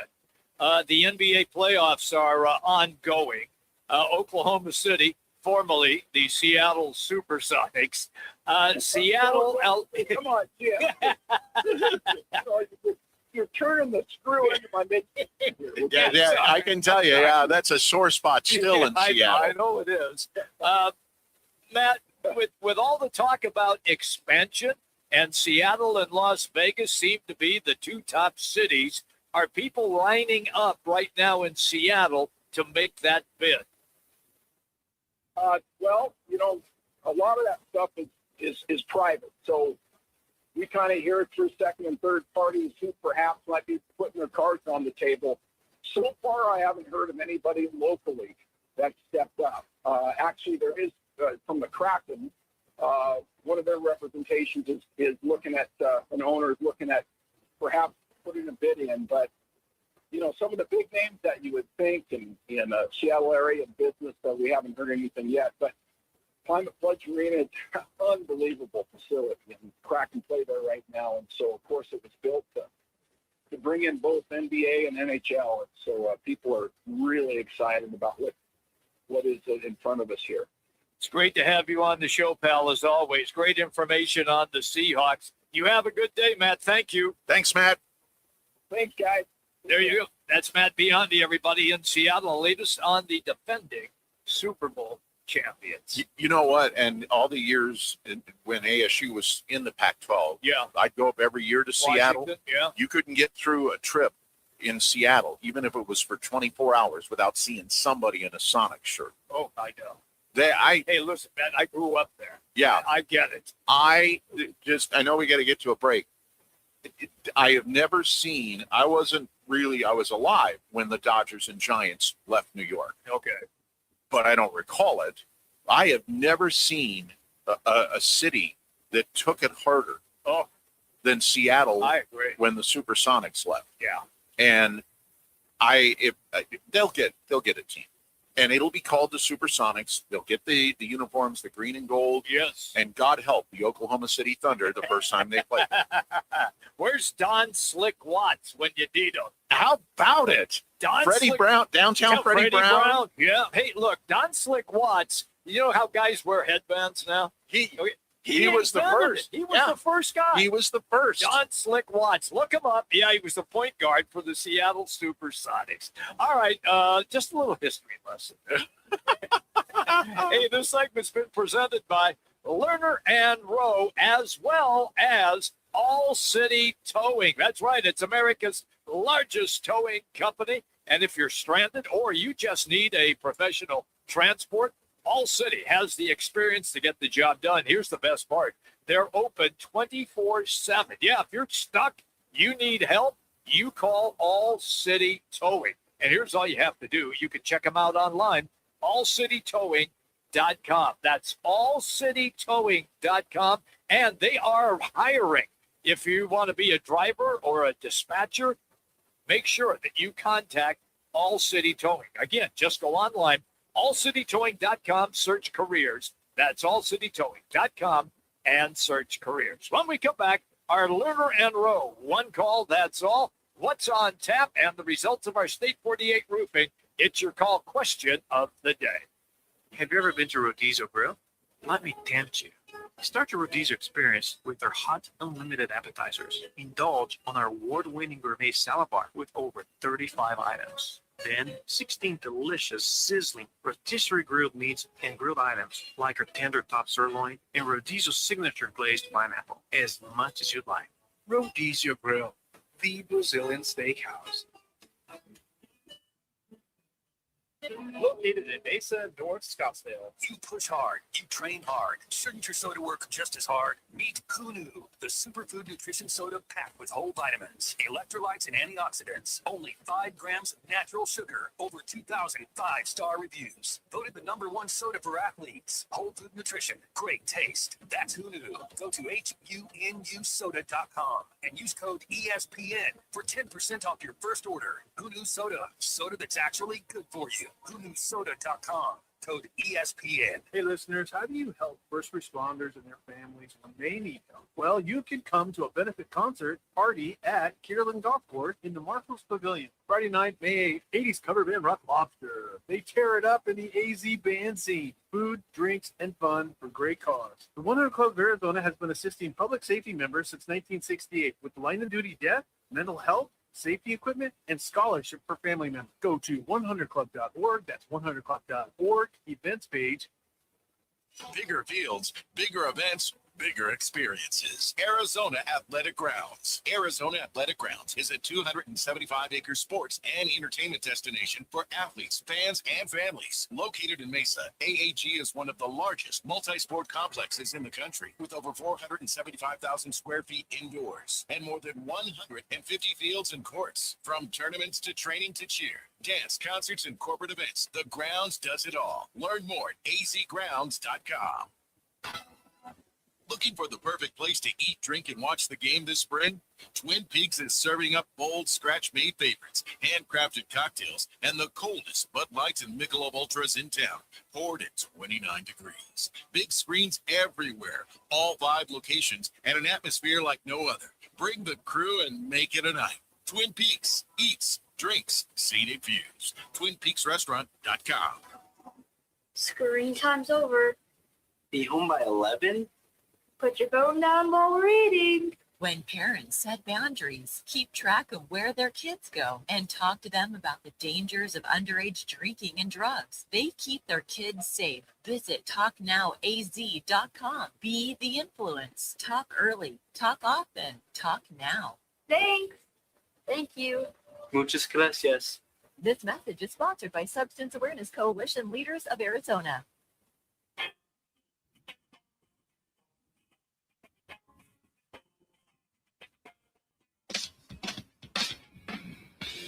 It's the Lerner and Rowe one call, that's all call of the day. If you're looking for a full-service law firm, just make one call, that's all. 602-977-1900. Lerner and Rowe, voted Arizona's best law firm. I just think there's been a lot of back and forth, so it's not like they didn't give him runway. It's been a few years. He was a top prospect for this team. It is business. And, last year, 2 guys, they're kind of married together because they had similar skill sets in the speed. I'm talking about Jake McCarthy. We saw him get traded in the offseason. Mm-hmm. Alec had good speed. He had great defense, and he's another guy. I just think you're kind of seeing a change here. Those are guys that were homegrown guys, and now they're flipping it for another homegrown guy. And I think they believe in a lot of the talent in the minors. And I think it for sure is a reminder of that. And I think they have been very loyal to Alec. I think they really liked Alec as a player. I remember 2 off seasons ago, Mike Hazen saying, people are calling and they want Alec Thomas. And, and saying that in a way at the time of like, well, there's no way we're doing that. And I feel like they felt like that about him for a very long time. And I think it's probably just been the start to this season plus the body of work that they are now making the move. That is from earlier today, Jody Jackson, who hosts the pre- and post-game shows on MLB for the Arizona Diamondbacks. On Alec Thomas, no longer with the team. We'll see if he clears waivers. But, Jeff, you think that he's going to get a lot of suitors? I think so, because while it's true that the batting average just hasn't been there, right? This is still a game where teams, you want a guy, if you've got a 2-run lead in the 8th inning, you love having a guy you can plug into center field that can cover the gaps, cut down on the possibility of an extra base hit. Or if you're down a run and you get the leadoff guy on, now, Alec Thomas is a guy with speed that can steal a base for you, get into scoring position. So I think even though he's going to take spot 25 or 26 on the roster, I still think there'll be a lot of teams interested in him. I understand the D-backs situation. They've got to get some offense going. They can't wait around for Alec Thomas to put 50 points on his batting average. But I still don't think Alec Thomas is going to clear waivers. I think somebody's going to put in a claim on him. And then the interesting thing will be to see the D-backs, because when you're designated for assignment, you can work out a trade. Yes, you can. Yeah. And that will be what will be interesting for me to watch, is what does Mike Hazen do? That is, once again, was Jody Jackson. It is indeed our Lerner and Rowe. One call, that's all. In a wreck, need a check, just make one call. It is Lerner and Rowe, voted Arizona's best personal injury law firm year after year. Just call 602-977-1900. You can always go online, lernerandrowe.com. One call, that's all. Lerner and Rowe at 602-977-1900. Let's get to what's on tap. It's brought to you by Bud Light. It's easy to drink, easy to enjoy, and Bud Light is the official partner of this world-class radio program, Roc and Manuch with Jimmy B. All 5 Twin Peaks locations, eats, drinks, scenic views. They've got Bud Light. All right, here we go. What's on tap tonight?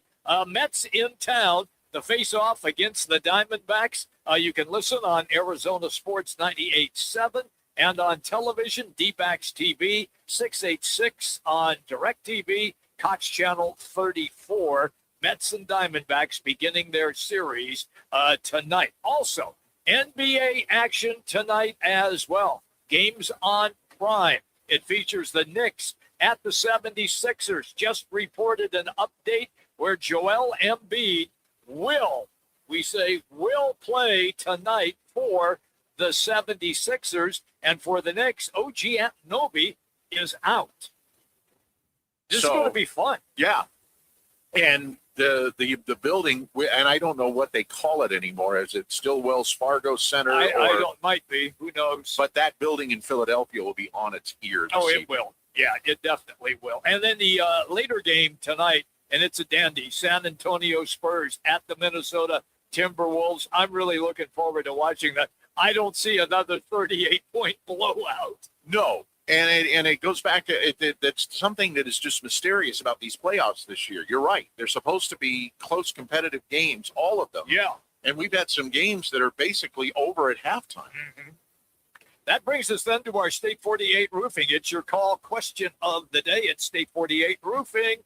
Get a roof inspection. And the best part, it's free. And you want to keep your roof sexy. With State 48 Roofing, Arizona's #1 referred roofer. Just go to state48roofing.com, or you can go old school and just call them at 480-268-4509. Laz, what are the peeps talking about here with the expansion of the NCAA basketball tournament now to 76 teams? Yeah, so we asked, does expanding March Madness to 76 teams make the tournament better or water it down?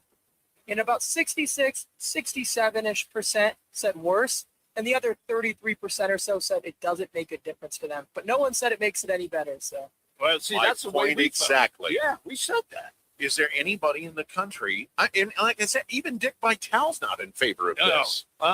And I don't get it. If Dickie B isn't in favor of it, the NCAA, they should have called him first. Yeah, they should have talked to him, yeah. But it just does, it waters the event down. Well, look, but we all know why, because they're getting an extra $131 million. Right. And where's it coming from? Yeah. It's coming from television. Yeah, exactly. And, you know, it's like I said, the great sports TV executive, Don Ohlmeyer, once said it, the answer to all your questions is money. Is that how you got the nickname Money? No. No, actually.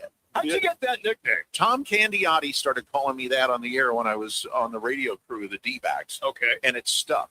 Okay. And now there is, and Laz might have to get in on this to help me. There is a current music artist, Moneybag Yo, and the people at the ASU radio network call me that. He's a very popular 21st century rapper. Thank you. Music is not very high quality. Yeah, I don't follow that at all. That's not your gender? Moneybag Yo, no. I like that. Really? But they start calling me that at the radio network offices, and I'm like, who is that? You know? I think I'll shorten. I'll just say, yo. Yeah. Well, people did used to say that. Hey, yo. Yo. Hey, that one. Hey, there was a football player who played at Idaho, University of Idaho, and he was a wide receiver, and I think he spent a little bit of time in the NFL. His name was Yo Murphy. I just thought of that. Yo Murphy. Oh, yo, because that was, everybody did that. Hey, yo. Hey, yo. And his name was Yo Murphy. Don't believe me? Look him up. University of Idaho Vandals. Did you have fun today? I had a great time. Let's do it again Tuesday. Tuesday, yeah. Roc's back, and we'll be hanging out Tuesday and Wednesday again with Roc will be back Monday. With Yo. Yeah. Yeah, Roc's back Monday. Yo. We'll be hanging out with Money Yo. What have I started? Lance, thank you for all you do, pal. We've had a good time today. Have a great weekend, everybody. Roc and Manuch with Jimmy B. ESPN 620, 98.7 FM HD2 and on the Arizona Sports app.